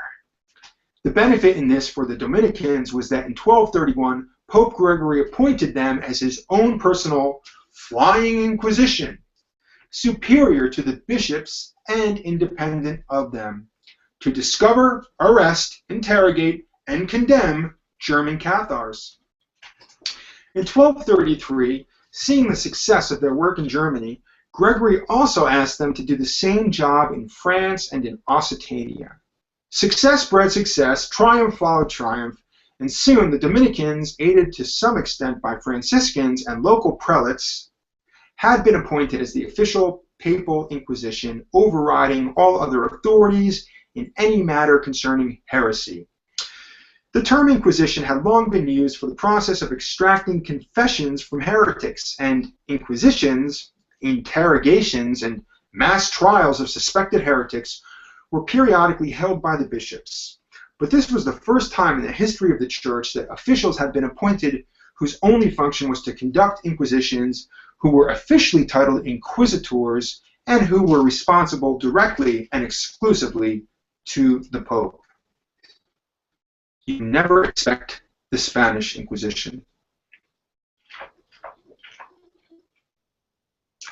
When we began this research, we did not know ourselves that the famed but misnamed Spanish Inquisition, subject of a memorable Monty Python sketch, had first been established in April 1233 by Pope Gregory IX. Nor did we know that the original and explicit purpose of the Inquisition was to root out and destroy the Cathar heresy. Building on the repressive structures that had already been firmly laid down in Occitania, the Dominican inquisitors were empowered after 1233 to use virtually any measure they wished to extract confessions and crush the Cathar faith. They began at once to institute a reign of terror, true and awful terror, from which no one was safe. A chilling example is provided by the behavior of Raymond de Fourgas, the Dominican prior who Pope Gregory IX had appointed as Bishop of Toulouse in 1231. A few years later, on August 4, 1235, by chance the first official feast day for the recently canonized Saint Dominic, de Fourgas held Mass at the Order's convent in Toulouse and then made his way to the refectory rectory probably, to take dinner with the other monks. While he was washing his hands, an informer was admitted, bringing him a tidbit of hot news from his spy network. In a nearby house, an elderly Cathar lady lay in a fever and close to death. She was a grande dame of a good family and had been visited shortly before by a fugitive perfectus who had given her the consolamentum and then slipped away. Annoyingly, it was too late to catch the perfectus, but the old woman wasn't going anywhere. Joyfully seizing the opportunity to bring another sinner to justice, de Fuaga and his fellow Dominicans, dressed only in monks' habits, left their dinner and hurried at once to the house pinpointed by the informer. It was very close in the Rue de l'Homme Sec and turned out to belong to a certain Pétvin Brossier, who had long been suspected as a Cathar sympathizer. The dying woman was his mother-in-law, and as the Dominicans brushed past Brossier into her sick room, it seems he only had time to warn her that the Lord Bishop was coming. In her fevered state, she unfortunately did not understand that he meant the Catholic Bishop of Toulouse and mistook de Fuaga for a Cathar bishop. A horrifying scene then unfolded as the Dominican took advantage of the frail old lady's confusion, spoke to her in familiar dualistic terms about contempt for the world and earthly things, and began to question her concerning her faith. Having no reason to suspect that she had fallen into the hands of a skilled and unscrupulous impostor, she innocently revealed all her Cathar beliefs and confirmed the extent of her attachment to them.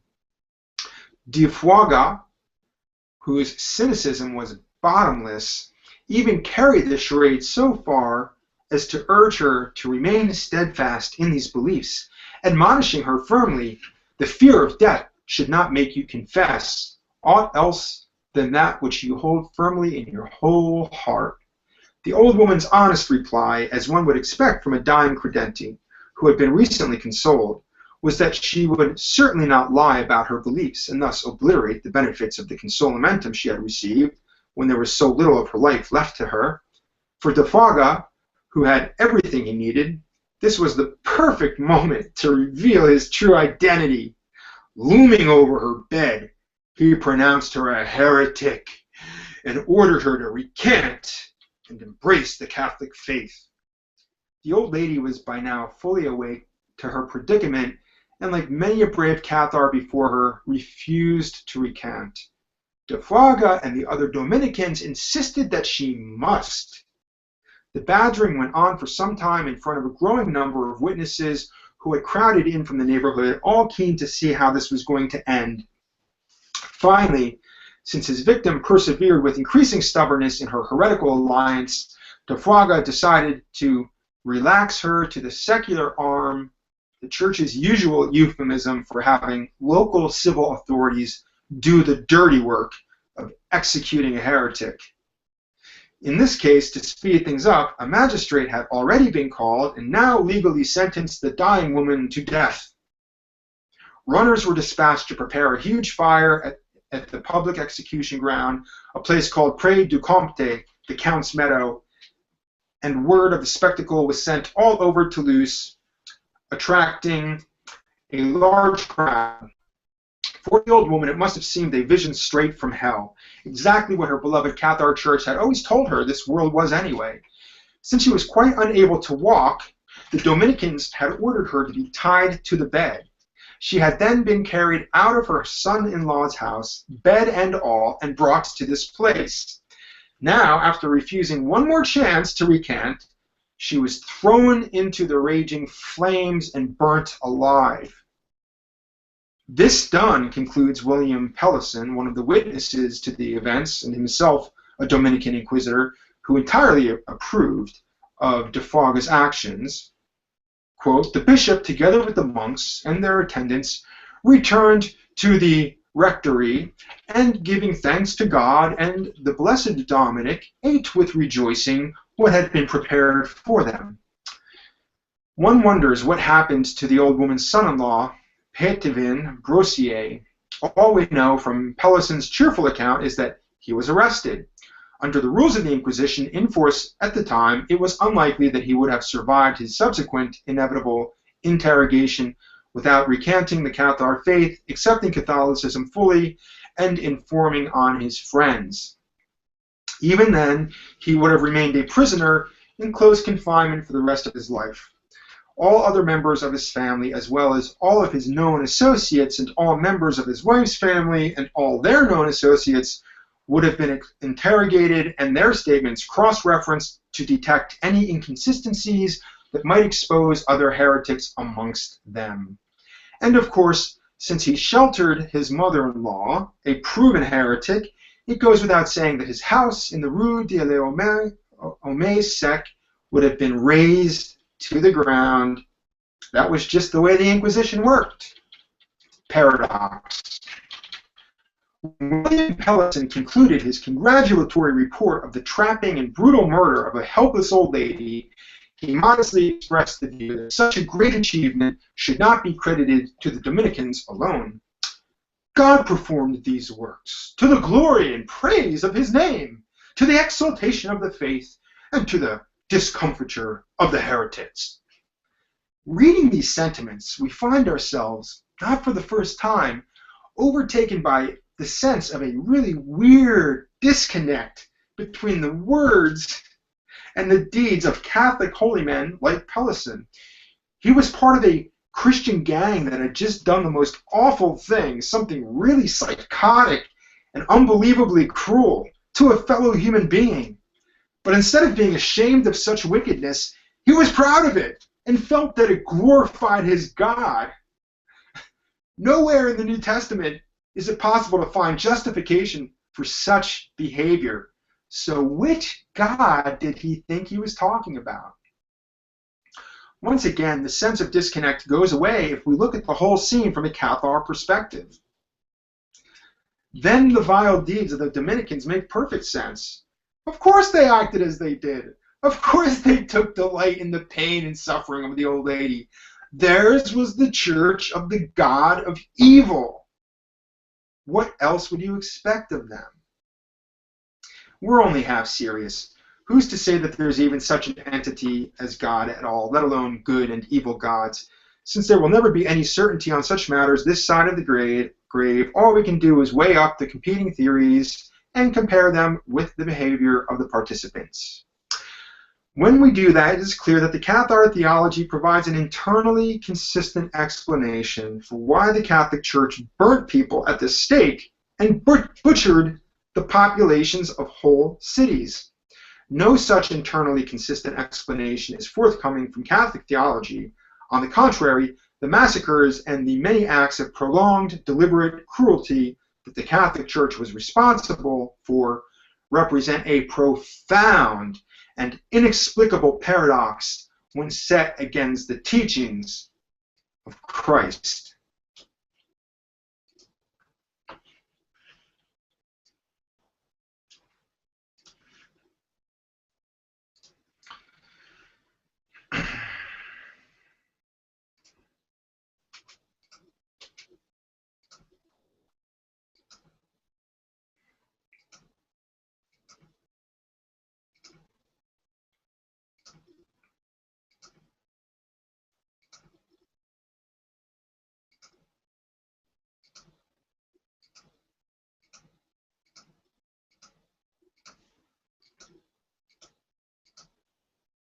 Just passing through some photographs from the insert in the book. Get back to our text and pick up where we left off.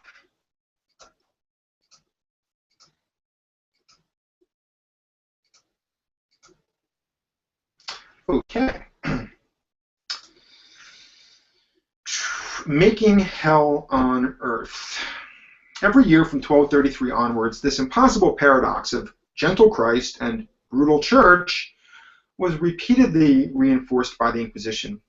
The first two official inquisitors in Occitania, Peter Sila and William Arnold, both of whom were recruited from amongst the Dominicans of Toulouse, were appointed by Pope Gregory IX in late 1233.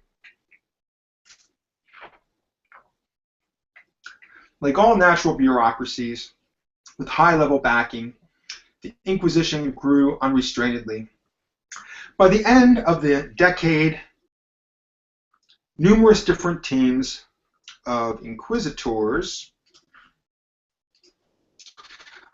were at work throughout Occitania, interrogating, cross-referencing, condemning, and burning.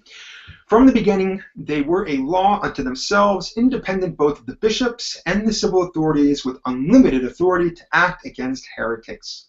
Their standard methodology was deliberately intimidating, designed to spread terror in any community they descended upon and to drive a wedge into the facade of community solidarity so that the loyalties and fears which had held it together could be undermined.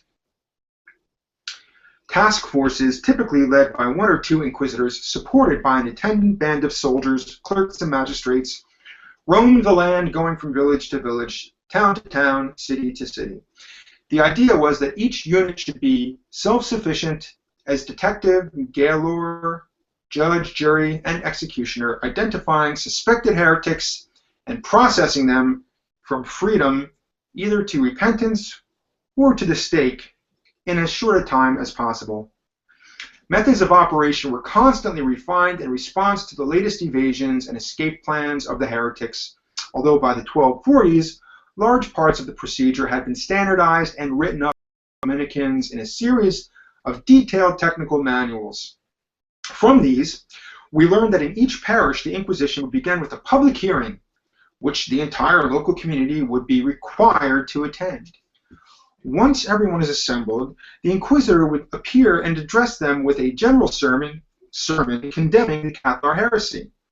Then notice was served on all males of over 14 and all females over 12 or younger, if perchance they shall have been guilty of an offense, to appear individually before the inquisitor over the coming days.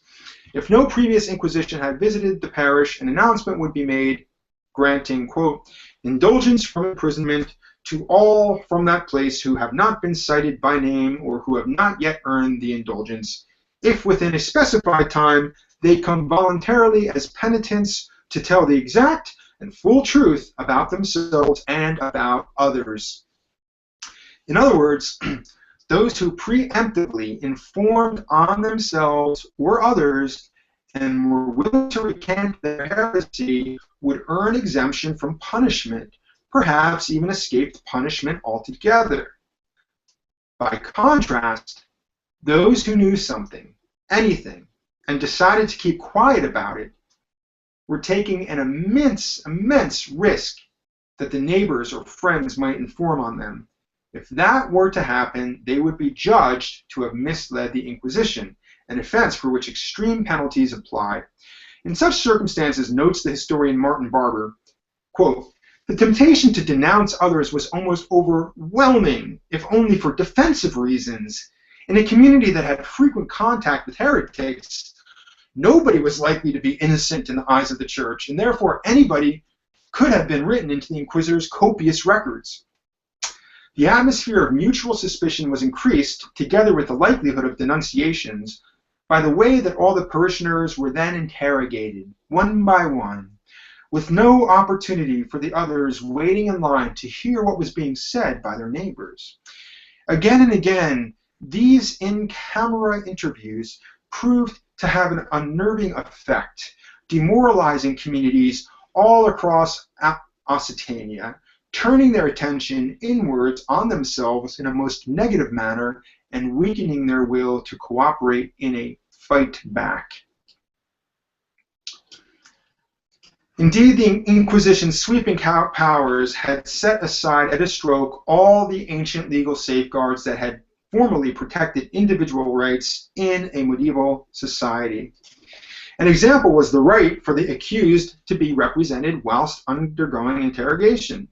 Theoretically, even the Inquisition had to abide by this. In practice, however, no accused heretic was ever represented as he stood before the inquisitors. This was because any lawyer foolish enough to defend an accused heretic would immediately have been suspected and accused of heresy himself. Once that happened, accusation was enough. He didn't have to be found guilty. His arguments would have become inadmissible, and he would have stood in immediate jeopardy of his own life. The idea of undergoing the full process of interrogation by the Inquisition would have been a terrifying prospect, whether one were a heretic or not. Questioning was inexorable, and on top of an array of psychological techniques, it's known that the Inquisitors routinely used torture to extract confessions long before the Pope gave his official blessing for them to do so in 1252. Between the torture and interrogation sessions, the accused would be confined in deeply uncomfortable conditions intended to undermine his will further. Cells of the little ease variety, into which the prisoner had room neither to sit, stand up, or lie down, are reported to have been particularly favored by the Inquisitors. Other devices included keeping cells knee-deep in water or permanently dark, starving prisoners, and shackling them hand and foot in heavy chains. In the most recalcitrant cases, such interrogations could continue over periods of months or even years. However, once a confession had been extracted and a judgment made, the chances in law of reversing it were about zero, even if the judgment were manifestly faulty. Since appeals were not allowed, the Inquisitors literally held the powers of life and death in their hands without any checks or balances. They were amongst their enemies and could do what they liked to them. The consequence was that many Cathars were burnt at the stake. Many who recanted on pain of death nevertheless remained imprisoned for life, and countless numbers of those who may not even have been Cathars themselves, but who had at one time or another spoken to a Cathar or had some other such trivial contact with the heresy, were exiled from their homeland for years, fulfilling arduous pilgrimages imposed on them by the Inquisition. Burning the living and the dead. Sylla and Arnold, the first two Inquisitors, were the prototypes of a ruthless breed who would continue to rend the enemies of Catholicism for another 6 centuries. Soon after taking office, they were able to arrange a spectacular demonstration of the efficient spy network already at their disposal when they succeeded in trapping and arresting Vigoros de Baconia, one of the leading Cathar perfecti in Toulouse. He was summarily tried, condemned, and burnt alive.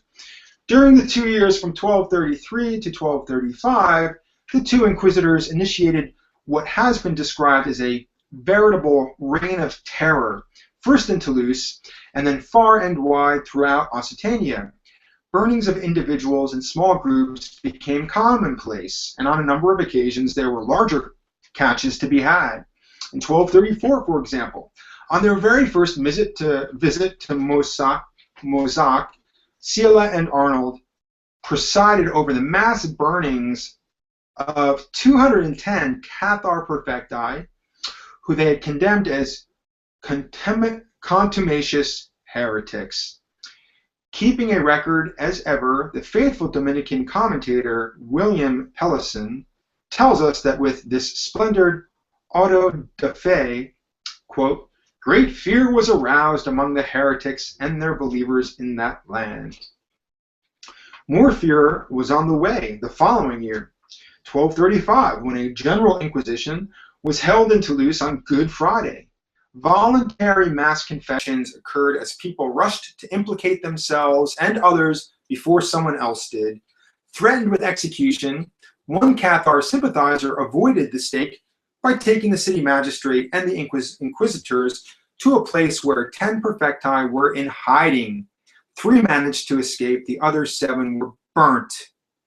During 1234 and 1235, large numbers of new inquisitors had been appointed from amongst Dominicans, but even so had proved insufficient to the task of interrogation, filing and cross-referencing that the cult of mass confessions had now generated. Franciscans and parish priests were therefore conscripted to help. Adding to the overall burden was the matter of the paperwork from earlier investigations of heresy by the episcopal and other authorities. Undertaken before the Inquisition had been formed, and going back as far as 1209, These investigations have produced information, tip-offs, and denunciations, which the years of war had made it hard to follow up. Now the Inquisition was determined to make good the deficit. On examination of the older records and the full cross-referencing of all statements, it became clear that many who had formerly been exonerated as good Catholics had in fact been heretics all along. Those still living were arrested and burnt alive, but the remains of those who had already died during the intervening years were not forgotten. Wherever they had been buried, they would be assiduously sought out and exhumed so that they too could be burnt. Sometimes whole piles of moldering, disarticulated skeletons would be brought in at once, paraded through the streets, and then burnt in a heap. Such severely demented behavior, shall we call it necropyria, such severely demented behavior would require urgent psychiatric restraint today. In Occitania in the 1230s and in the 1240s, it was lauded by the church, but naturally caused much anger amongst the relatives of the deceased who were publicly shamed in this way. A particular source of resentment was that the property of posthumously condemned heretics was subject to confiscation, just as it would be if the heretic were still alive, which had the effect of impoverishing his descendants. Inevitably, the civilian population began to hate the inquisitors. In one case, in the city of Albi, an inquisitor named Arnold Cathala was beaten up and nearly killed by an angry mob after he went personally to exhume the corpse of an old woman recently revealed as a heretic who had passed away some years before. Even by the late 1230s and early 1240s, despite being the focus of a concerted, well-funded, well-staffed church operation to wipe them out to the last man, there were still sufficient numbers of Cathar perfecti in circulation and able, with local support, to evade the inquisitors to keep the heresy alive. Evidence of this astonishing persistence in the face of extreme adversity comes from the sheer number of penances still being imposed on convicted heretics. Over just 2.5 months in 1241 through 42, Peter Sila, the reader will recall him as the first inquisitor to be appointed in 1233, imposed penances on 732 heretics in 9 different locations. The fall of Montsegur. One among several reasons for the longevity of Catharism in Occitania was that the heretics were able to hold on to their major fortress of Montsegur for many years after the French occupation of 1229. It provided a place of refuge to which perfecti could flee to rest and recuperate after risky missions in the occupied territories, and its symbolic importance as a symbol of hope and resistance was vast. Its walls were high, believed impregnable, and it stood on top of a remote and inaccessible rocky crag. In May 1242, 2 of the most loathed inquisitors, the Dominican William Arnold, again one of the original appointees back in 1233, and the Franciscan Stephen of St. Thibery, arrived in the little town of Avignone with their hit squad of enforcers. They had been on the road for 7 months, conducting general inquisitions across most of the region from Le Voir to the north to Fanjeaux in the south, and spreading the usual tidal wave of terror wherever they went. Now it was Avignone's turn. Except on this occasion, it wasn't. The local bailiff, Raymond of Alfaro, was a Cathar sympathizer and immediately sent word by fast teams of riders to Montsegur, 70 kilometers to the south. There, the lord of the castle, one Peter Roger of Mirepoix, decided to take action. On the night of May 28th, 1242, he arrived in Avignone with a group of heavily armed knights who massacred the entire inquisitorial team of 10. Later, one of the assassins, William Galerian, explained that they had mounted the attack so that, quote, the affair of the Inquisition could be extinguished and the whole land would be free and there would not be another Inquisition. Talk about wishful thinking. Far from extinguishing the Inquisition, Avignon proved to be the catalyst that led to Montsegur being placed under siege by the forces of the French king, now the young Louis IX, who, as one might expect of a future Catholic saint, prosecuted heretics mercilessly. The siege began in May 1243 and ended after 10 months of violent assaults and bombardments, with the surrender of Montsegur in March 1244. Rather more than 200 Cathar perfecti had taken refuge there, including Bertrand Marty, who had the rank of bishop. Eyewitness reports tell us that on March 17, 1244, they were all brutally dragged forth from the fortress of Montsegur. Further down the slope on a level area, a large rectangular enclosure defined by a wooden palisade had been filled up with firewood, straw, and pitch. Now, without ceremony, soldiers set light to the piled firewood, and the wretched heretics were thrown in a mass inside the palisade. There, as one commentator of the period assures us, they experienced the fire of hell. The last Cathars. Montsegur was a catastrophe, but still it did not mark the end of Catharism. Through the remainder of the 1240s, and the struggle between Inquisition and heretics went on, and there were many more executions. In 1245 through 46, for example, the Inquisition of Toulouse had to deal with cases involving more than 600 villages and towns. In one of these villages, for which more detailed records are available, Mas Saint-Poilès, to the west of Castelnaudry, we know that a staggering toll of 420 suspected heretics, roughly 2/3 of the population, were interrogated by inquisitors Bernard of Croix and John of St. Pierre. This information has come down to us in two of the Inquisition's original registers detailing the interrogations of more than 5,500 different people from 104 different places. It is known that there were originally 10 registers. Gripped in the cold, dead hand of such a powerful, vindictive, and impressively well-organized bureaucracy, the Cathar heresy began to falter and then slowly to die. By the 1250s, the Inquisitor Rainer Sacconi was able to estimate with satisfaction that there were not more than 200 perfecti left in all of Occitania, too small a number, reckons historian Joseph Strayer, to preserve the structure of the Cathar Church. As a result, though the heresy was to persist into the next century, it had been so reduced by the Inquisition that it no longer represented a danger to Catholicism. The last upsurge was focused around the highlands of the country of Foix, an old center of the resistance. Here in 1299, a perfectus named Pierre Autier, together with a small group of followers, began to evangelize among the rugged farmers and shepherds of the region. For a few brief years, he enjoyed great success and even set in motion something of a revival, but he never really stood a chance. Soon the Inquisitions were after him, big names like Bernard Gouy, Geoffrey Diably, and Jacques Fournier. In 1309, with utter inevitability, Autier was caught. We know that he then underwent 10 months of interrogation by the inquisitors, who finally burned him alive in 1310. One more prominent perfectus remained to be executed, a certain William Bellabaste. Finding it going too hot in Occitania, he had become a refugee in a small Cathar community across the border in Spain.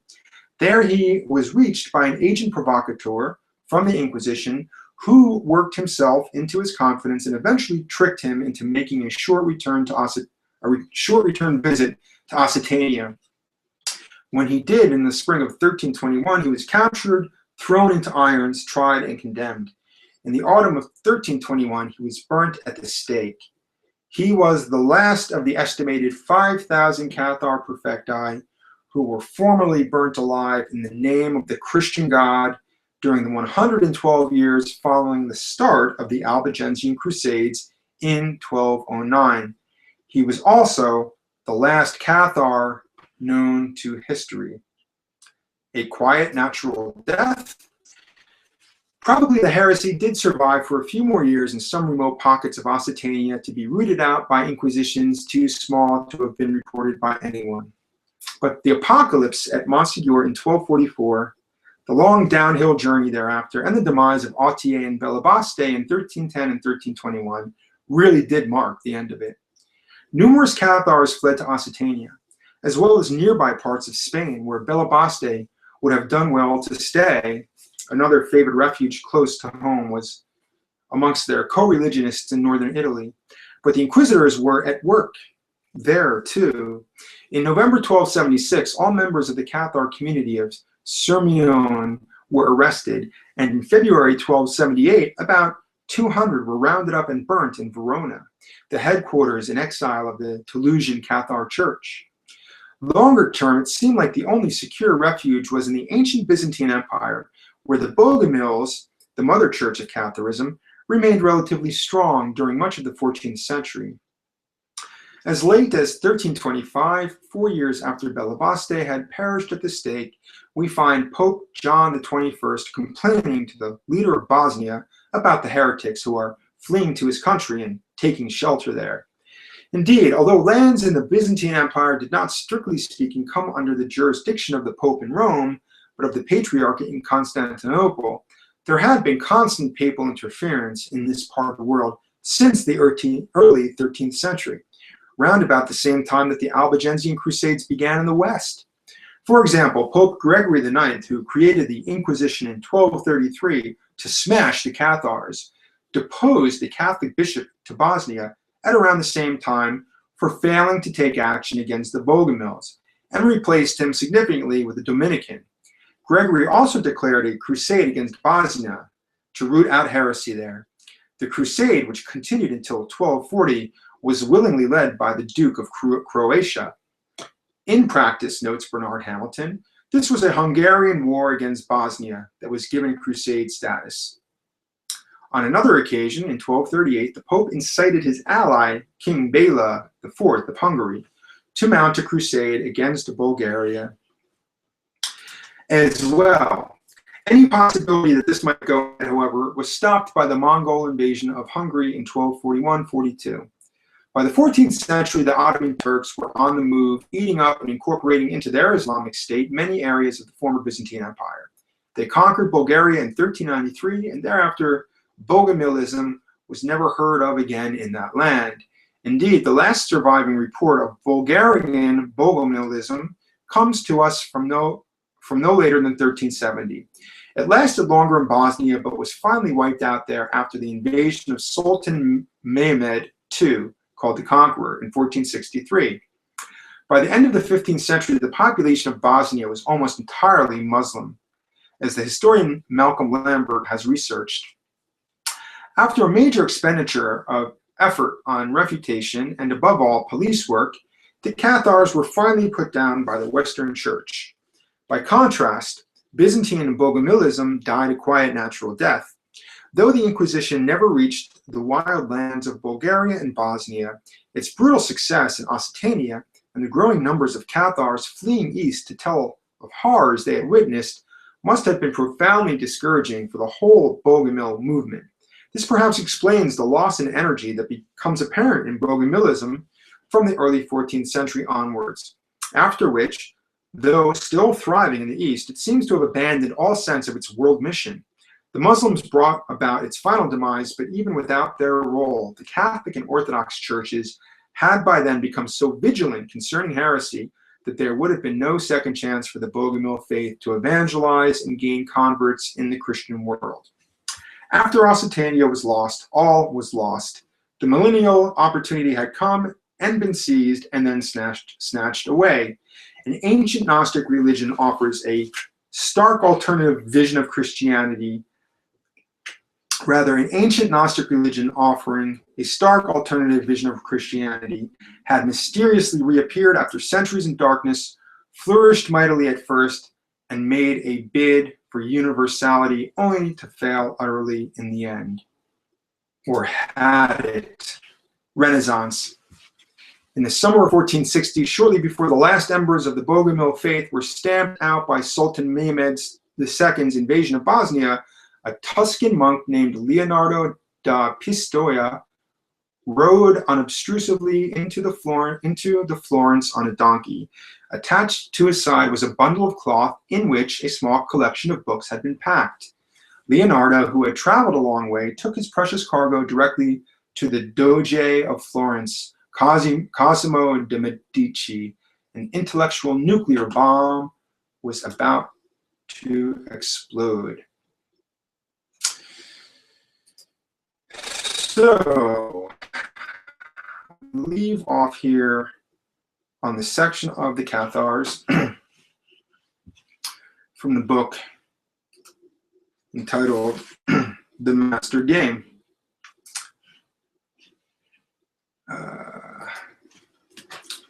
by Graham Hancock.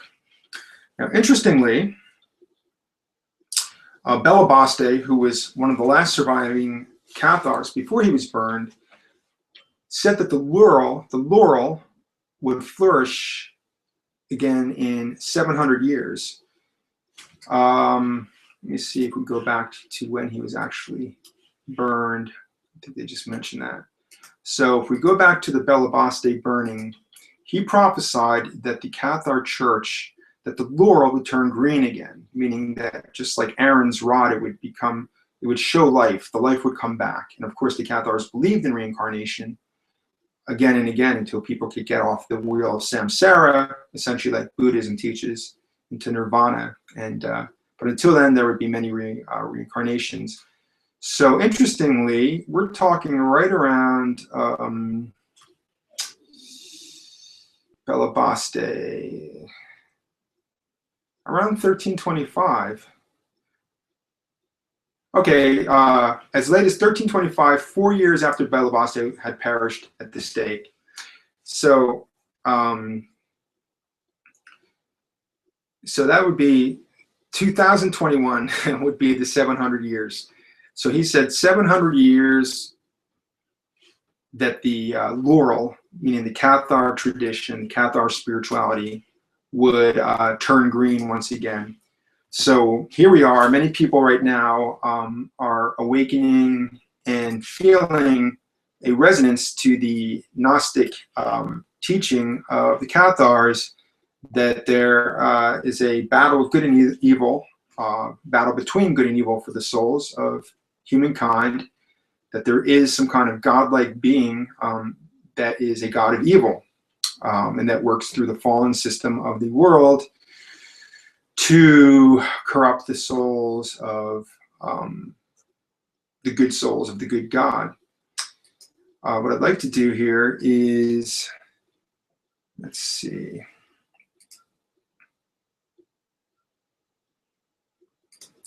Okay, what we're going to do here is we're going to show you a website that you can all become a part of. There we go. Okay, so we have a website called The Cathars on Facebook, and we encourage everybody who's completed this series, if you have more interest in learning about the Cathars, you can find it on Facebook. We've got 2,500 likes and lots of great information about the Cathars here. And I will read you the About section, which is awesome, and then we'll say goodbye. So, the Cathars were a group of people who lived primarily in southern France in the Midi and Haute-Pyrenees and Languedoc during the 11th century to the 14th century. Oops, we do not want this. The Cathars were devoted to light and love and standing in the knowing of their personal connection to source consciousness. The Cathars eventually became respected for their healing arts and their knowings in this region. It is understood their healing arts included such things as hands-on healings, toning with voice vibration and song, knowledge of herbs, geomancy, sacred geometry, and even tarot. Much of what has been written about the Cathars was systematically destroyed after the Crusades against them in southern France, perpetrated during the early 13th century. These crusades were extraordinary, as the aggressors were primarily Frenchmen who were paid by the Catholic Church to besiege the peace-loving Cathars in their small villages in remote Midi-Pyrenees and Languedoc. It was understood by the Cathars that the earth holds energies both life-affirming and non-life-affirming, and that gathering at certain locations allowed a connection to the earth, and thus a form of connection to healing energy. The Cathars were very independent people and never appreciated external control. They also had a deep knowledge of the esoteric and of spirit, which is part of their genetic coding. Upon their arrival in southern France, they began to establish their small private spiritualist groups. These groups had no particular name, no particular religious symbols, no cross or church, no incense, elitism, or hierarchy, just a simple way of spiritual consciousness. They embraced love and light, and in knowing that all could be awake if they choose, because all have the connection within. These people were also called the pure ones, or purified ones, or Cathars. Catharos is from Greek, meaning purity. A name given by others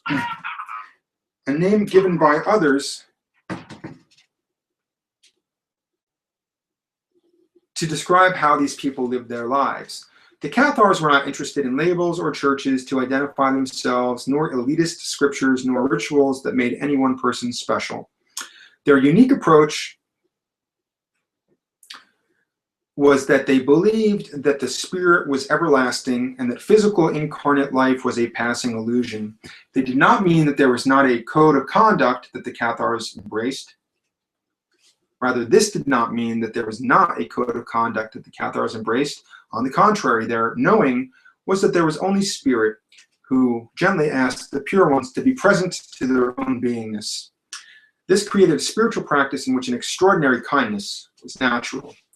They saw the way to awakening is through a desire to wake up, analogous to a homing pigeon that wants to fly home. It can't help itself, it just has to move towards its destination. The devotees of this way of life did not want the easy path, but rather to live in joy, love, and connection to spirit. They wanted to experience their own personal spiritual awakening, not through a doctrine, but through a way of life. They wanted the path of joy and connection to light and love and universal consciousness.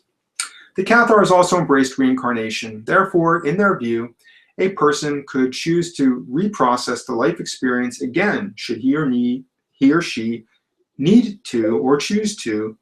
In this way, some have compared Catharism to Buddhism, or even labeled them the Western or European Buddhists. The Cathars lived in alignment to spirit, similar to Buddhists and many native peoples' beliefs. They embraced the understandings that the nature of life can be suffering when one believes the limited views of what we see with our eyes, and that freedom is available to all. The Cathars believe that the spirit reigns supreme and that we are spirit in a physical experience, and that ultimately joy is the purpose of life and love is our connection to all. Part of the universal appeal and development of the Cathars was as a result of the union of the Magdalene and Yeshua. Therefore, the acknowledgement of twin flame was honored. Women had a voice within their community, and some held space for awakenings and wisdom. This was also heretical and an abomination in the eyes of the Catholic Church. Yet for the Cathar, it was simply understood and acceptable practice. The Cathars were able to offer a very important right to those who chose to take it. It was called the consolamentum. This was given by request to those who wanted to take on the activity of spirit awakening fully, and also living present to who they be. This activity was private and secret, and once it was given, the receiver was forever changed by the experience. The story of the Cathars is an extraordinary one. It holds within it lessons of love and connection, of songs in the form of the troubadours, of healing with hands, words, and oils. It involves understanding of plants and sacred geometry, of connection to animals, and also of the sacred intimacy shared between man and woman.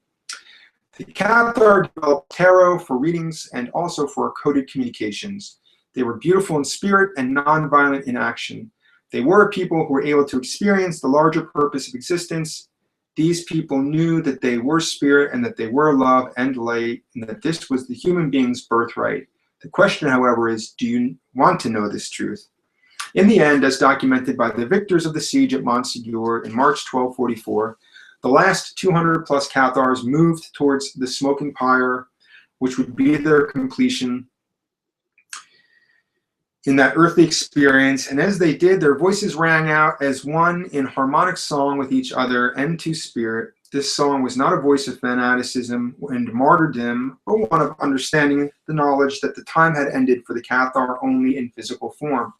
They knew another time would begin again sometime in the future, as it was prophesied by the seers within the group, and that many who had once been Cathar would meet again, and they would hold the knowing that they are light and love, and hold the space for others to come to know the true nature of all that is. That future time has arrived. At the end of 700 years, approximately 2000, specifically 2021, the laurel will be green once more. And that came from the Prophetus Bellabaste, who we know now. Declaration made by the Cathar Church, circa 1021. This church has no membership save those who know they belong. It has no rivals. It is non-competitive. It is not self-seeking. It seeks only to serve. It knows no boundaries, for divisions are an illusion. It acknowledges all great teachers of all the ages who have shown the truth of love. Those who participate practice the truth of love to the best of their ability. It seeks not to teach, but to be, and by being, enrich. It recognizes that the way we are may be the way of those around us because we are that way.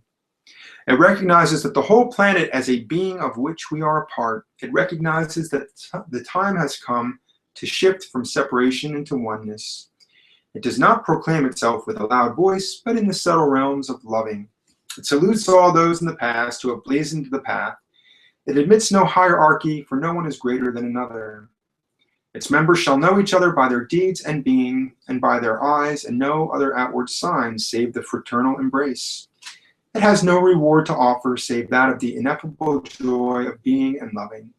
Each shall seek to advance the cause of understanding, doing good by stealth and teaching only by example.